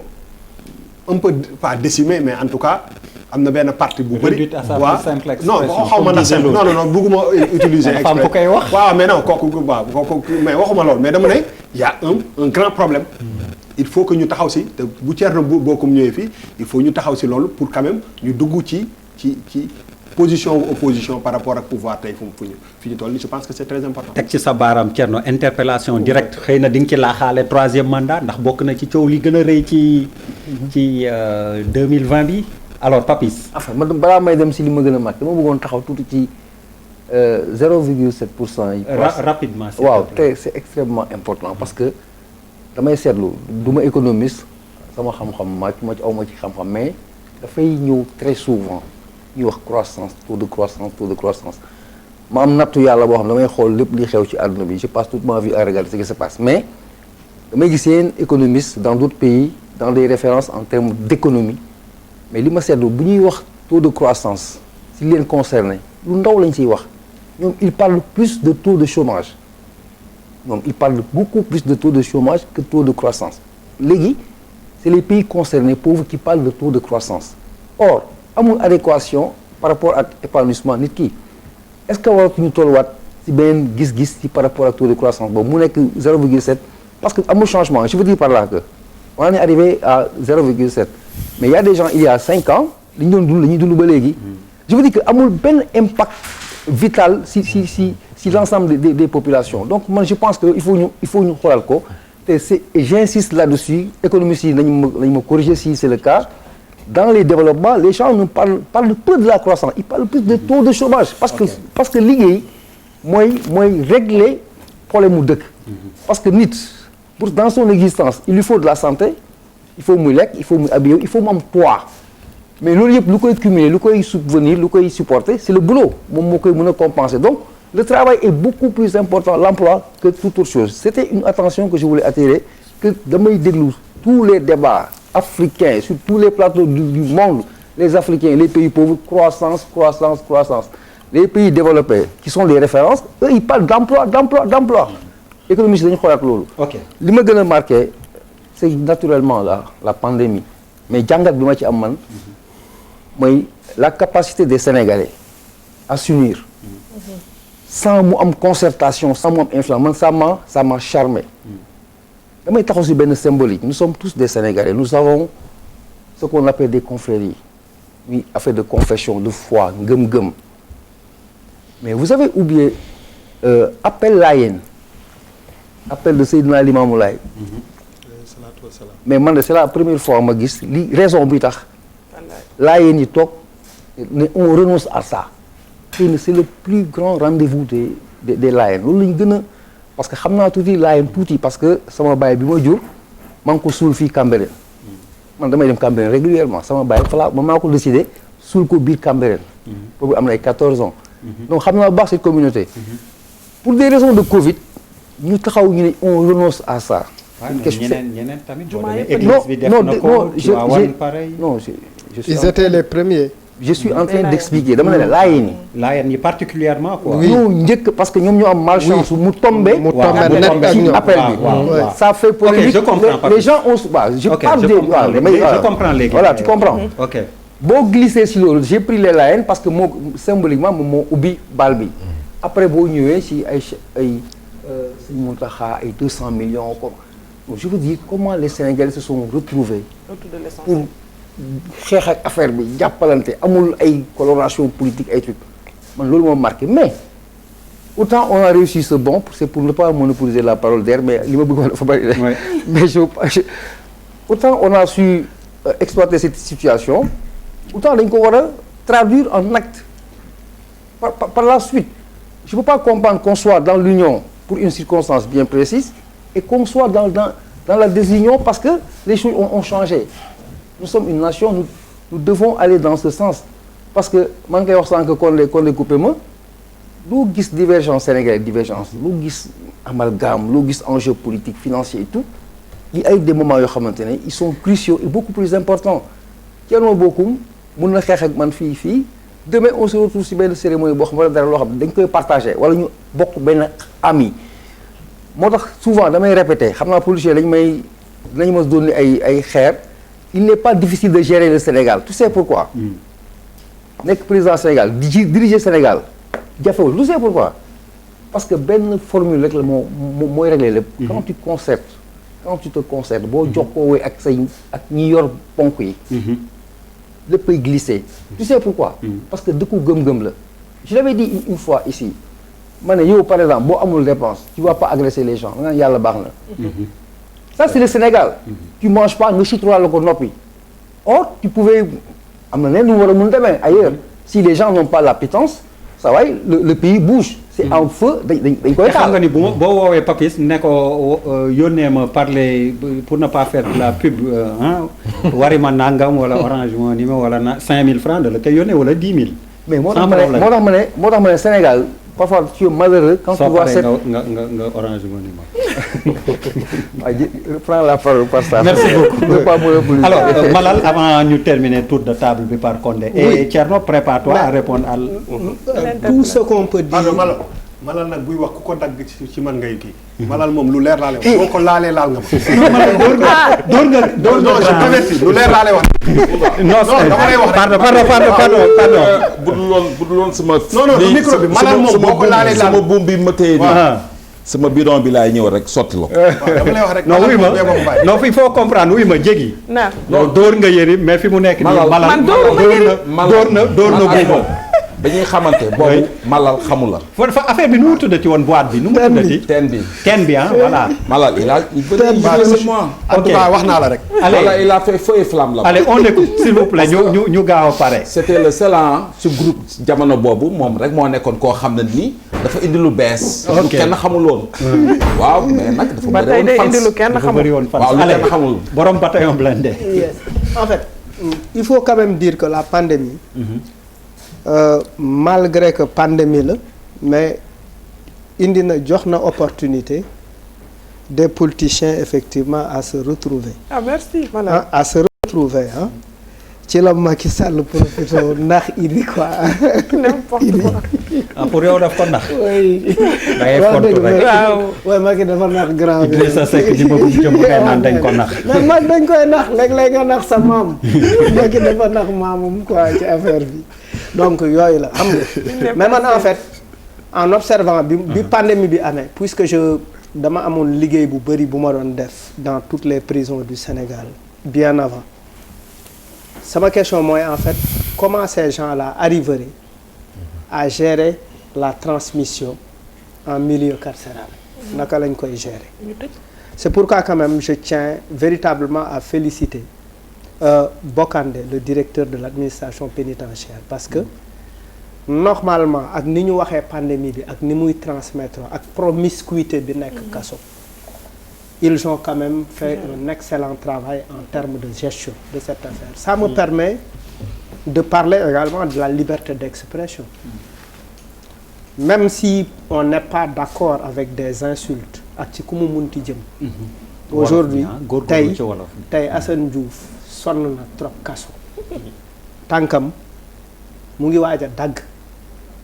il faut que Assane Diouf soit libéré loolu man Malal Talla Almami Talla man ngay waxal fu mu nekk man Malal maa koy ñaan solennellement maa koy ñaan ñeme naa ko maa koy ñaan Macky Sall ñu taxaw ci situation Assane Diouf ñu bàyyi ko mu ñibbi këram parce que il est fatigué il y a beaucoup d'organisations qui font un travail de excellent ñu ngi koy def nit ñaa ngi ciy taxaw la société civile ñoom Karim ak ñeneen ñu ngi ciy taxaw ñoom Tunkara tout le monde mais man dama ko bëgg a ñaan suba bu ma yeewoo dégg rajo wala télé ñu ne bàyyi nañu Assane Diouf parce que Assane Diouf est très très malade di wax ni aussi que tey situation bi nekk ci kaso yi en termes de promiscuité nañu yokk kaso yi nañu gën a taxaw ci les longues détentions préventives parce que effectivement il y a énormément de jeunes dans les prisons les prisons sont très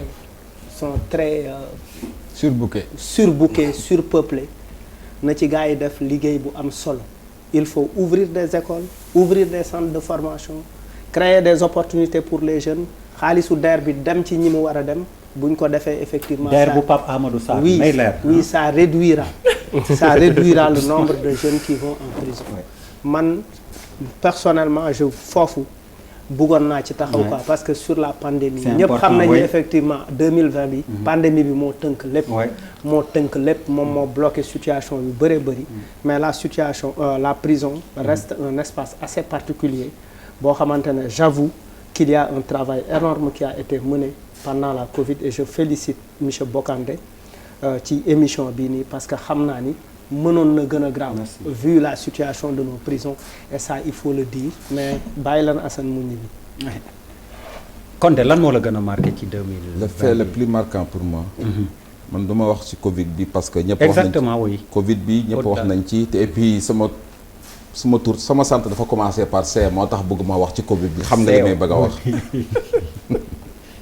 man la réélection de mon président mon champion le président Alpha Condé qui a été plébiscité par toutes les Guinéens voilà d'accord merci beaucoup tey yaa may delloo li ma daan wax ma lal waaw vas-y bon man li nga xam ne ni mooy fait marquant pour 2020. oui.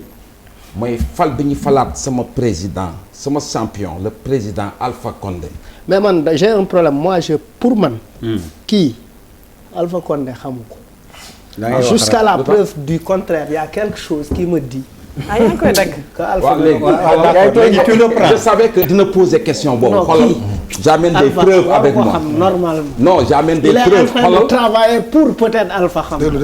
j'ai des preuves pour te montrer que je savais que dinañ ma poser question. photo yu bëri nañ de. xoolal photo yi non photo yu yàgg non mais xoolal mais xool ko ak âge bi ma amoon foofu. depuis ma ne la ça fait 30 ans je chemine avec lui 30 ans je chemine avec lui. de travail d'investigation. kooku xamoon naan da nga ko indiwaat mais xoolal Alpha Condé man du ma ci waxantu. moom daf ma xam boo ko yeewoon 5 heures du matin na ko nii xam nga Frayra Condé bañ na bu gisee sax ku jóge Dakar dem Guinée. li mu lay njëkk a laaj man lay laaj. parce que man je ne tends pas la main je ne demande pas moom xam na il a envoyé son du ma ko wax sax. plateau bi non da ngay wax information day leer. ma wax ko. bu dee.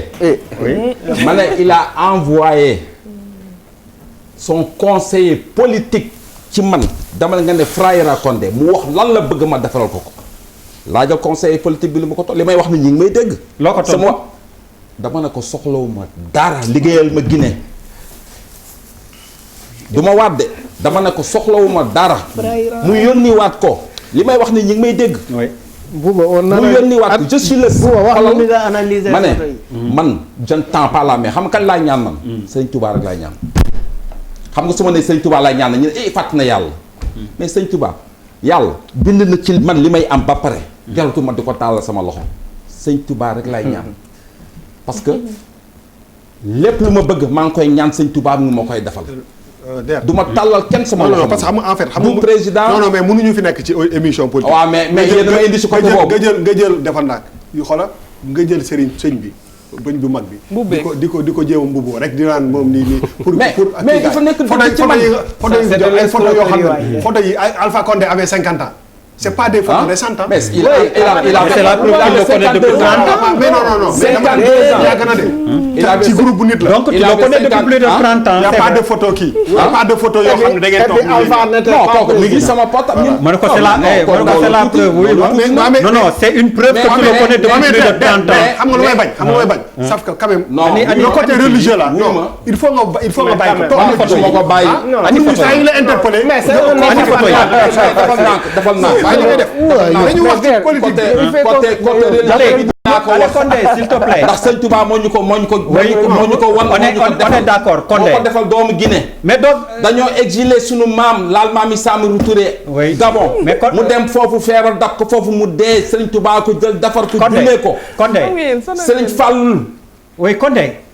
am wàlliw bu nekk Guinée mu jël doomam duppee ko kooku. waaw Condé lan lay laaj Condé. Serigne Fanta Madi. waaw mais lii bokk ci non may wax rek Condé. Condé pourquoi tu as choisi comme fait marquant. réponds à ma question c'est la réélection de mon mais c'était facile quand on a vu ni ngeen def ak opposant yeeg yooyu ah. defuñu dara c'était trop facile. donc nekk c'était trop facile. non mais xoolal. Guinée dañu am seen réalité. ok Guinée yi xam nañ fa dëgg bi féete. mais l'autre camp li ñu doon def. yëfu c'était trop terre à terre. ak ñi ko accompagner.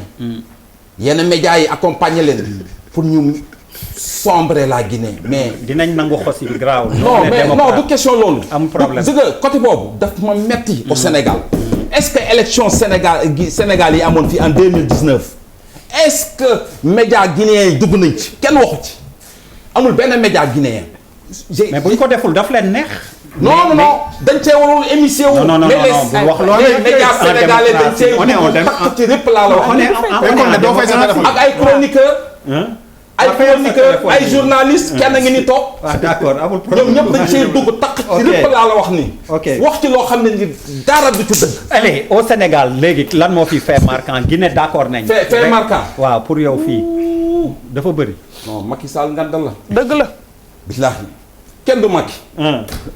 kenn du Macky. ah oui. Macky moo jël fexe ba Idrissa Seck ñëw ci moom non Macky si mbir naa ko chapeau politiciens yi fi jaar yëpp moo leen man kooku maa ko wax li ko dalee ci Senghor ba fi ñu toll nii kenn du Macky il a parvenu à amener tout le monde autour de lui. ah non am na ñu des nag. waaye mais ñi des du ma ci wax. mais la majorité mi ngi ci moom.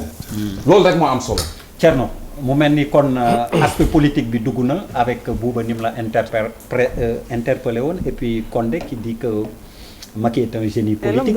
très génie. kooku waxuma yow naan est-ce que noonu nga ko gisee mais surtout Covid politique bi Bouba wax qui a permis de faire un concept nouveau quoi. Covid politique. Bouba bi mu waxee daal noonu laa ko mën a tënkee finalement Covid politique la. woo gaa ñi pale dóor leen dugal leen ci affaire bi. am na benn ñu bañ mais bon ñi ci ëpp comme ni Condé wax les plus gros. am na lu am solo. Idrissa Seck. comme dafay diriger benn institution Sénégal. il faut nit ñi xam fan la nekk. moment bi est-ce que mi ngi këram. est-ce que mi ngi ci fajukaay. est-ce que ci lan la nekk est-ce que mi ngi ci biir réew mi est-ce que mi ngi ci bitim réew non damay laajte rek. yéen kaa ma lay dox. yow fii ñi fi toog ñii ñëpp. yow ak Pape Djibril mii. ak yéen kat boo leen ci xamul yow duñ ci xam donc laaj la. non li ma bëgg a wax daal mooy. démocratie moo ngi noppalu sur la démocratie leeral la. leeral mooy transparence sur la petite côte man it aux dernières nouvelles fa laa ko déggoon. il est sur la petite côte. comment nag damaa jàpp ni fi mu toll nii war na génn wala mu feeñ wala mu wax pour nit ñi xam fan la nekk. ak ci lan la nekk. ak lan moo tax ñu toog kenn gisatu ko kenn xamatul fu mu nekk. alors comme Thierno jege woon nga ko ay jamono est-ce que am nga ci ay xibaar. vraiment. est-ce que am nga ci ay xibaar noonu lañ déglu kii jege woon na ko. non aw ma si xibaar.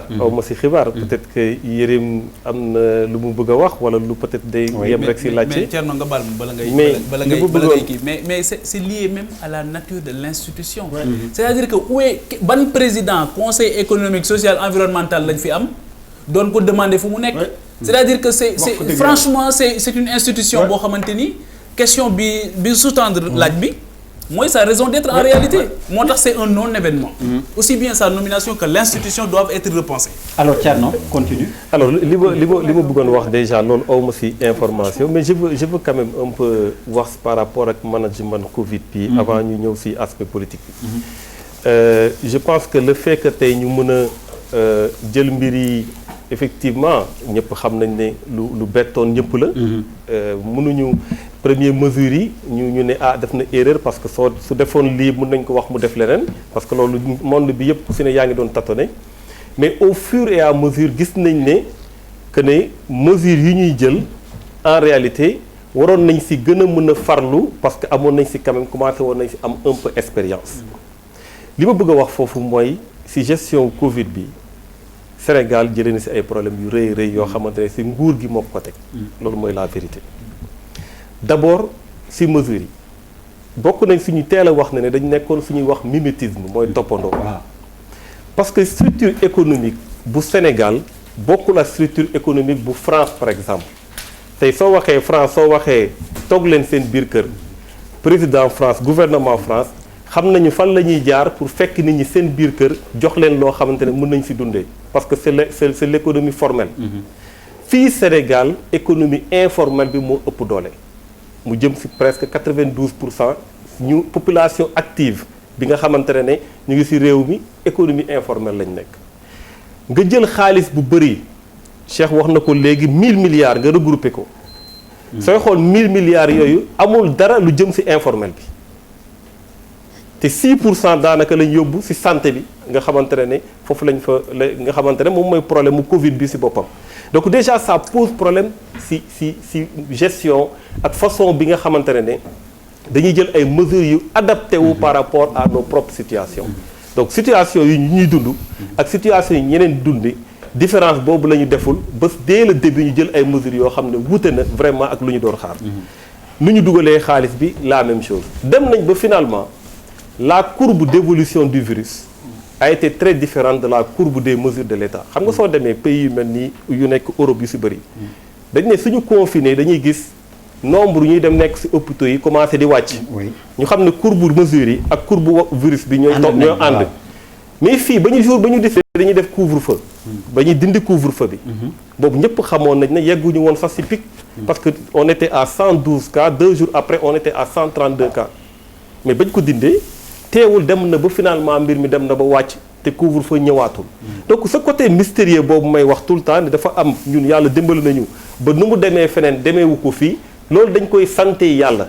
c'est pas quelque chose boo xamante ne nguur war na taxaw ne ñun ñoo def lii moo tax mu demee nii bien entendu personnel de santé bi gis nañ seen taxawaay nguur gi gis nañ seen taxawaay def nañ peut-être nuñ ko mënee mais suñuy apprécier par rapport concrètement mesures yu ñu war a jël yu conforme ak notre situation bu ñuy dund gis nañ ne laaj nañ sans compter bien entendu nu ñu distribuer ndund bi nu ñu distribuer affaire yu bëri nga xam ne nébuleuse def ci am ñu am yaakaar ne dinañ ko leeral nu mu gën a gaawee parce que loolu aussi alalu askan bi la mais soo jëbee lu ñuy wax Covid politique comme ni nga ko waxee léegi muy mbirum dialogue bi dama jàpp d'abord il y a deux choses am na dialogue boo xamante ne dañ ko tuddee dialogue national ñu commencé ko le 28 mai 2019 ak dialogue bu ñu wax dialogue interacteur politique peut-être boo xamante ne acteurs politiques yi ñoo waxtaan seen biir déggoo lu ñu déggoo mbirum dialogue national bi d'abord man dafa am loo xamante ne dama koy condamner dama koy décrier le 28 mai 2016 la ñu njëkk a woote dialogue national fii Sénégal le président Macky Sall ñu jógee ci référendum mu ne dañuy def dialogue national dialogue national boobu ba fii may wax ak yow amul benn suite amul woote bu njëkk ba pale woote bu njëkk ba amul benn suite les mêmes acteurs ñu woowaat leen encore ñu ñëwaat encore pour le 28 mai bii passé ba fii may wax ak yow lu dul commission politique bu dialogue national rek lañ mën a duut baaraam ne am na lu ñu jébbal am na lu ñu def mais ñeneen ñëpp zéro c'est-à-dire que sénégalais yooyu nga xamante ne dañ leen di woo tout le temps ñu ñëw ci dialogue boo xamante amul suite te doo leen dégg ñu ne dialogue bi nu mu demee d'accorduñ ci wala beneen yow ñu woo leen ñu tax teg ay conditions maanaam fexe ba mbirum dialogue mu doon quelque chose de sérieux dans ce pays là loolu je pense que c'est un problème parce que je pense que acteurs yooyu ñu nekk société civile wala ñu nekk ay religieux wala ñu nekk ci acteur mu doon acteur politique je pense que war nañu à chaque fois que ñu woote dialogue surtout que dialogue du lu yomb soo ko woowee nit ñi ñëw wuy ci la dafa war a doon cadre boo xamante ne de tout le sérieux qu'il faut daf ci war a nekk parce que rupture de confiance su amee rek finalement day mujj compliqué donc je pense que à ce niveau là am na ñoo xamante ne war nañu rendre compte population yi pourquoi boobu ba léegi mënuñu leen dégg pour ñu décrier le fait que ñu leen di woo ci ay dialogue te nu mujj fenn maintenant soo ñëwee ci dialogue boo xam ne mën nañu wax mujj na fenn mujj fenn bi mooy am na ay éléments yu d'accord am na ay éléments de désaccord ba léegi mënagul leer parce que mettre nañ ko guñ ko en œuvre te am na affaire yu bëri yu des dialogue boobu tey man dama bokk ci jàpp ne réew ñaari mbir moo am soit da ngay waxtaan wala nga dem xeexi mais aussi l'un n'exclut pas l'autre parce que loo amul ci waxtaan mu nga ko dem jëli ci xeex mais mënoo taxaw rek pour le statu quo parce que am nañ problème mu fichier am nañ problème mu processus électoral am nañ problème yu bëri jaadu na ñu toog waxtaan man dama d'accord ci ne réew dañ ko war a waxtaan maintenant su waxtaan bi pare su dee am na loo xamante ne amuñu déggoo ñun dañu war a mobiliser wu dem wuti ko ci tali bi dem jëli ko nuñ ko mënti jëlee xeexi ko voilà ñu xeex ko mais lu ñu am ci waxtaan ñu jël ko comme acquis loolu mooy sama position de principe maintenant su dee waxtaan am na yeneen yoo xam dafa concerne ay acteurs politiques mu déboucher ci entrisme mais loolu ça ne concerne que ces acteurs politiques ça ne concerne que leur ligne de politique boo xamante ne seen parti moo ko jël ak ñoom en tant que acteur politique je pense que loolu concerne na la parce que ci soutien Idy nga bokkoon ci coalition bi nga bokkoon donc xam nga kon concerne na la yow par exemple bi nga demee ànd ak Idrissa Seck élection 2019 yi ñëpp gis sa taxawaay d'ailleurs bi élection yi jeexee sax ba muy wax nii mooy wax bu gaaw boobu mu wax duggaat këram boobu yaa ngi ci ginnaawam taxaw léegi nga xëy suba bon gars yi ni Idrissa Seck bi ngi waxtaan après Idy ni non de toute façon mbaam rek mooy ŋaax du noonu la ko waxee que moom daal vraiment dafa noppi parce que moom du tontu du wax ak yooyu nga xëy suba rek Idy dugg ci yëf yi yow maanaam loolu yow nan nga ko dundee en tant que koo xam ni da nga gëmoon ligne bi mu ba jàppale ko ci coalition ba jàppale ko noo dundee loolu alors d'abord jàppale ci coalition bi dafa doon loo xamante ne logique bu normal la c'est-à-dire que dama koy wax tout le temps ma ne politique ñaari levier la. domaine d'intervention wala d'expression boo xam ne c'est parti la wala mouvement ak vision bi nga am. dañu nekkoon ci même parti nekkatuma ci parti boobu ma dem créer lu ñuy wax mouvement Agir ak ay sénégalais d'ici et de la diaspora mais vision bi ñu ngi koy partagé ba léegi parce que munoo xëy rek jóge ci parti ni nga jàppoon ne dafa war am séparation des pouvoirs ni nga jàppoon noonu la ñu war a yor réew mi yëpp nga teg ko fële non lu ñu gëm la lu ñu jàpp ne ay changement de paradigme yu ñu war a am suñu réew donc loolu ñu partagé ko ak moom partagé ak ñëpp ñuy bokkaloon parti c'est normal suñu demee élection présidentielle bi nga xam ne dañu bëggoon bokk ñu dem ba ñun ñu jàpp ne waratuñu dem ku ñu gën a jegeel vision nga xamante ne ñoo bokkoon même parti bi ñu jàppale ko c'est logique pour man c'est logique mais suñu demee si élection defuñu fusion dañuy def coalition lu muy tekki mooy ku si ne dafa am sa indépendance ñun avant ñuy dem si élection yi dañ ne bés bu ñuy dugg si élection yooyu suñ siy dugg dañuy jàppale kenn ba ñuy jàppale Idrissa Seck mais dès l'instant que ñu génn si on reprend notre liberté donc discussion yu am waxtaan yu am c'est le Rewmi et son président ñoo ko def ak président Macky Sall ñun en tant que mouvement Agir nous sommes ancrés dans l'opposition nous sommes dans l'opposition et nous continuons à travailler dans l'opposition maintenant les enjeux par rapport ak l'opposition la ñu war a wax parce que tey yëngal nañu opposition ça c'est la vérité parce que am na ñu fi jugee dem ci biir mais jàpp naa ne encore plus que jamais tey la ñu war a gën a mën a dajaloo tey la ñu war a gën a mën a dajaloo mais ci ban dajaloo parce que aussi il faut que ñu séparer les deux pour man dajaloo bu gën a am solo mooy les questions de principe yi interpeller le Sénégal à chaque fois dañu fiy dégg ñu ne mbirum gaz mbirum pétrole mbirum dund bu cher mbirum et cetera loolu dafa war a am large coalition képp kuy sénégalais koo xamante ne da nga bëgg a défendre ce pays war nga retrouver wu ci large coalition bi y compris la société civile y compris même peut-être la presse et cetera beneen façon dajale bi mooy ce que j'appelle les coalitions politiques ça doit se faire par affinité politique maanaam dama jàpp ne Sénégal dañu war a am plus de visibilité sur le jeu politique mbooloo ñu ñëpp ñu jëlee fi kenn après kenn si yéegee kooku am ñu mu dàq kooku wëlbatiku ànd ak koo xamante ne moom la doon xeexal ce cercle vicieux là il faut que ñu jóge si il faut que ñuy assumer nos positions assumer notre manière de voir l'opposition notre manière de s'opposer et offrir une alternative bàyyi folli mën a fal bàyyi folli mën a fal mais loolu dafay fekk nit ñi ñu assumer lu ñu doon mais li Thierno Bocoum wax pour mu mën a nekk il faut nga soppi l'homo politicus sénégalais c'est-à-dire vaste programme nit ki nga xam ni sénégalais la muy góor wala jigéen ba pare politique de activité xam nga nag Thierno malheureusement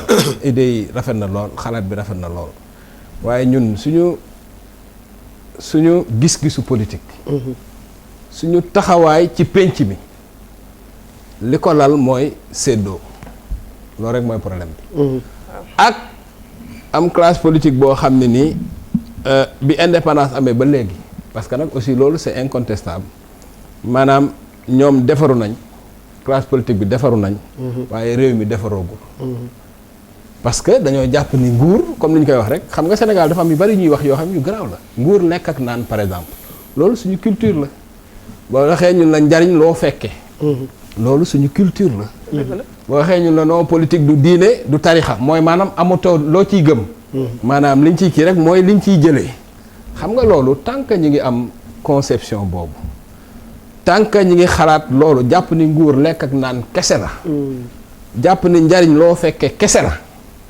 jàpp ni politique moom daal ànd ndax nit ñi pour jëf yi séddoo ko la mais je veux dire mën nañ dégager principe bi wax lu ñu neex bis bu ne day am ay négociation di suuf ñii di génn ñii di dugg ñii di génn ñii di dugg maintenant démocratie non dafa naa xaaral benn dernière idée rek démocratie mais Yérim très rapidement pour que les autres puissent aussi s'exprimer li muy pose dafa am solo démocratie yi nga xam ne dañu avancé yëpp lenn rek moo tax ñu avancé mooy ñi animé jeu politique bi yëpp dañoo am métier boo xam ne du politique gis nga bu ñu demee ba suñ classe politique àgg foofu conviction dina am. ok voilà te bu conviction bu amee rek yëf yi dina leer. daaneel Jéggi mën répondre. waaw ma daaneel foofu rek je pense que loolu processus la boo xamante ne tey mënuñu àtte ñuy def politique ak niñ ko doon defee boobu ba léegi. je pense que ñun ñuy dugg ci biir politique dañuy ñëw pour apporter des changements pour apporter des ruptures.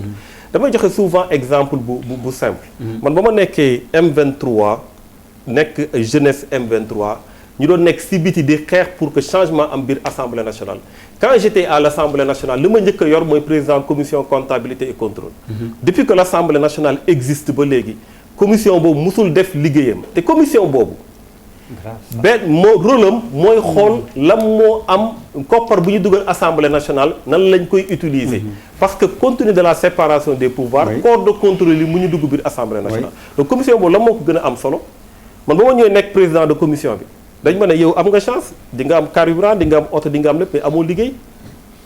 may leen c'est pas possible ba ma demee xool ci code bi j'ai vu que mooy commission bu gën a am solo. dañu war a def rapport di ko jébbal assemblée nationale. mais on s'est battu. pour que loolu mu am pour la première fois ñu convoqué réunion def tout pour que ñu leeral alalu assemblée nationale ba année ba jeexee année boobu lañ ma dàq donc man soo ma waxee man yow ak yeneen président yëpp yéen a yem dama ne loolu c'est aussi c'est injuste am na ay sénégalais yoo xamante ne wane nañu à travers leur acte bëgg nañu ay changement wane nañ ko ci biir nguur wane nañ ko ci biti et je pense que loolu du man rek am na ñeneen ni ñu ko partagé moo tax ñun espoir bu ñu am mooy changement yooyu la ñu war a jëm et loolu nag pour ñu sénégalais yi bëgg ci war ci ànd ak ñun dañu war a ñun dëgëral suñu bopp wala leen ce chemin là c'est possible parce que loolu rek moo ñu mën a jëlee ci situation bi espoir u Thierno Bocoum ak sa espoir bokkul moo bokk espoir sax ndax Thierno Bocoum li ñu boolee dafa bari parce que bu fekkee toute sa trajectoire politique da ko def au niveau de réew mi mu nekk jeune tam ci Sénégal ñu xool ko te man képp kuy jeune nekk Sénégal ñor la dafa am lu may xool ci yow il a toujours été pertinent te c'est un libéral man je suis une libérale pure et dure loolu laa xam moom il est un libéral donc mënuñu kii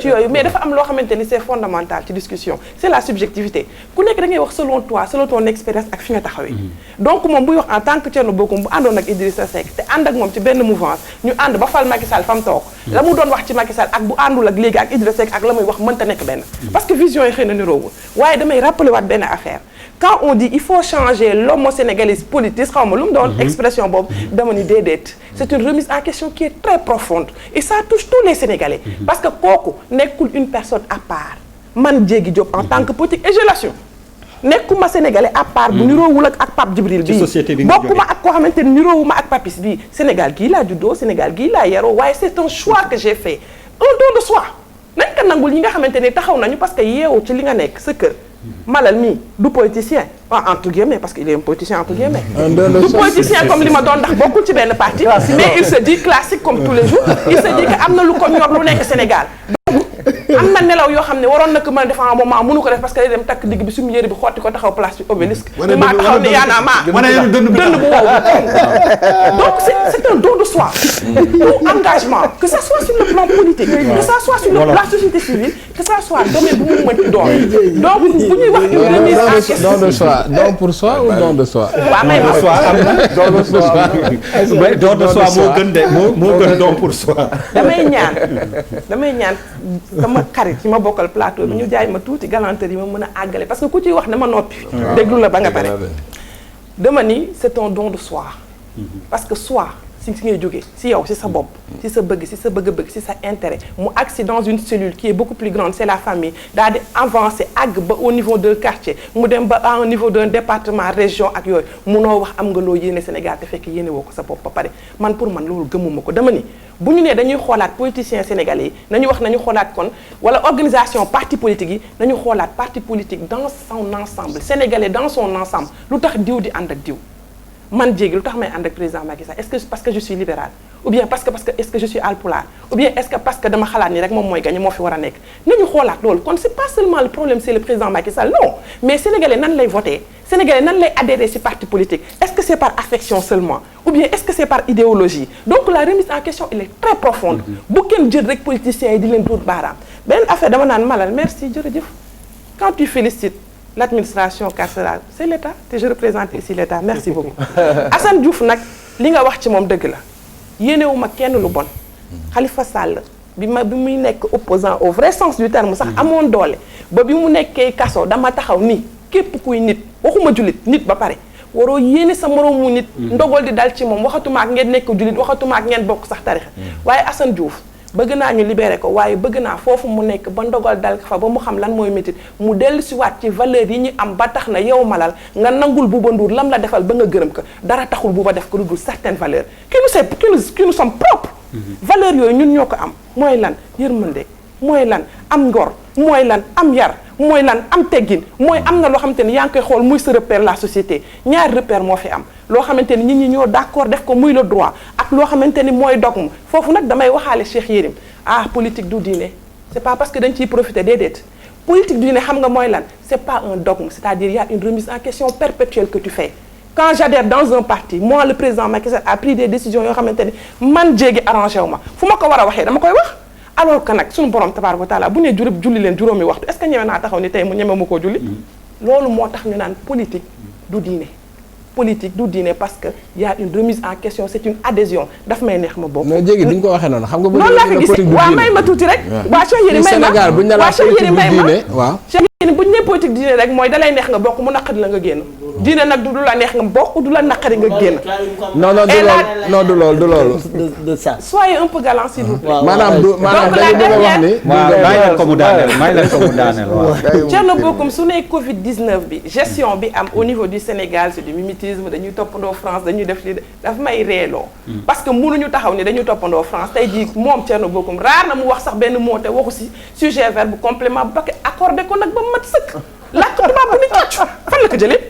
man certaines choses yoo xamante ne je suis pas d'accord parce que à la limite dafay indi benn certaine démagogie je veux qu'on soit cohérent avec nous-mêmes il y a une colonisation qui a été faite ñu ngi nii toog dañuy def débat boo xam ne ci wolof la waaye mënuñu exprimer wu sax on réfléchit en français après on s'exprime en wolof taxul ma cautionner li mu wax loolu moo am Macron taxaw na wax ko président Macky Sall taxaw na wax ko te dëgg la on n'invente pas la roue parce que la Covid elle est internationale bañ na ko ba tey ñu ni ko la suba ñu ni ko laa Covid boobu nag kenn xamul fan la commencé kenn xamul fan lay jëm vaccin bi sax kenn xamul ndagam dekk na lu efficace. may ma tuuti di ngeen ma may ma àggale. parce que di ngeen ma may ma àggale. Covid politique di ngeen ma may ma àggale. waxal ci Ali Kalaj gi. Ali Kalaj sa Ali Kalaj yow. parce que on a posé mais da ngeen mujj Covid politique. déedéet waaw dama may ma àggale dama may ma àggale. donc Covid bi mënuñu ko kenn maîtriser wu ko. non non yi Abdoulaye Diouf Sarr ak ñoom professeur Seydi mënuñu ko wax. waxuñu dañu wax soo paree ma wax. waaw mais bàyyi déedéet waaw. merci beaucoup déedéet ku nekk yàgg nga ne wax ci déglu Thierno Bocoum ko gën a yàgg kaasoo ko Yérim gën na ko fi yàgg man moom laa faral. Covid bi comme li ma lay wax kenn amul maîtrise ci moom ba kenn amul sax maîtrise ci vaccin bi. donc nuñ koy traité au jour le jour nañu waxante dëgg.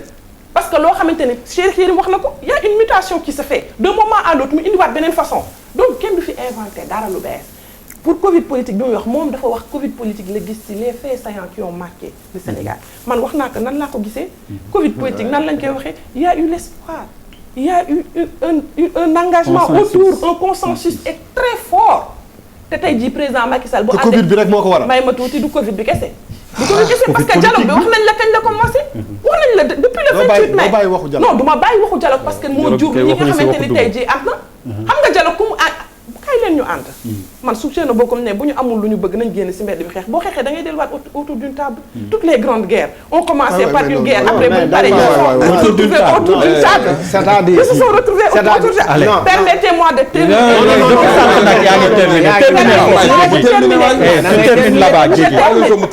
permettez-moi de terminer. une minute yow kii dafa am jëkkër. waaw yow bu amee jëkkër sax kii dafa am jëkkër da nga koy jéem a cokkaas li may lijjante mooy kii Macky na ko woo yow Macky Sall daf laa war a jël teg la ci wetam parce que yow mais kii Guinée la wala Sénégal la non kii ni may waxee ni bon dama koy dégg politique affaire Guinée dafa am mais kii nañ ko teg ci place am waa APR nañ ko woo permettez-moi de terminer sur 2 points le premier point c'est l'information que Bouba Ndour a dit tantôt d'accorduma ci moom Abdoulaye Diouf Sarr en moins de 15 jours combien de fois la génn combien de fois la def point de presse combien de fois la wax situation nationale fan la ñu toll on communique Abdoulaye Diouf Sarr bu waxee tey chaque jour gis nañ ministère de la santé kuy génn wax bu ñu paree y a des directeurs excuse-moi mais yéen a ngi wax mais est-ce que ñu ngi leen di dégg waaw mais c'est différent notre problème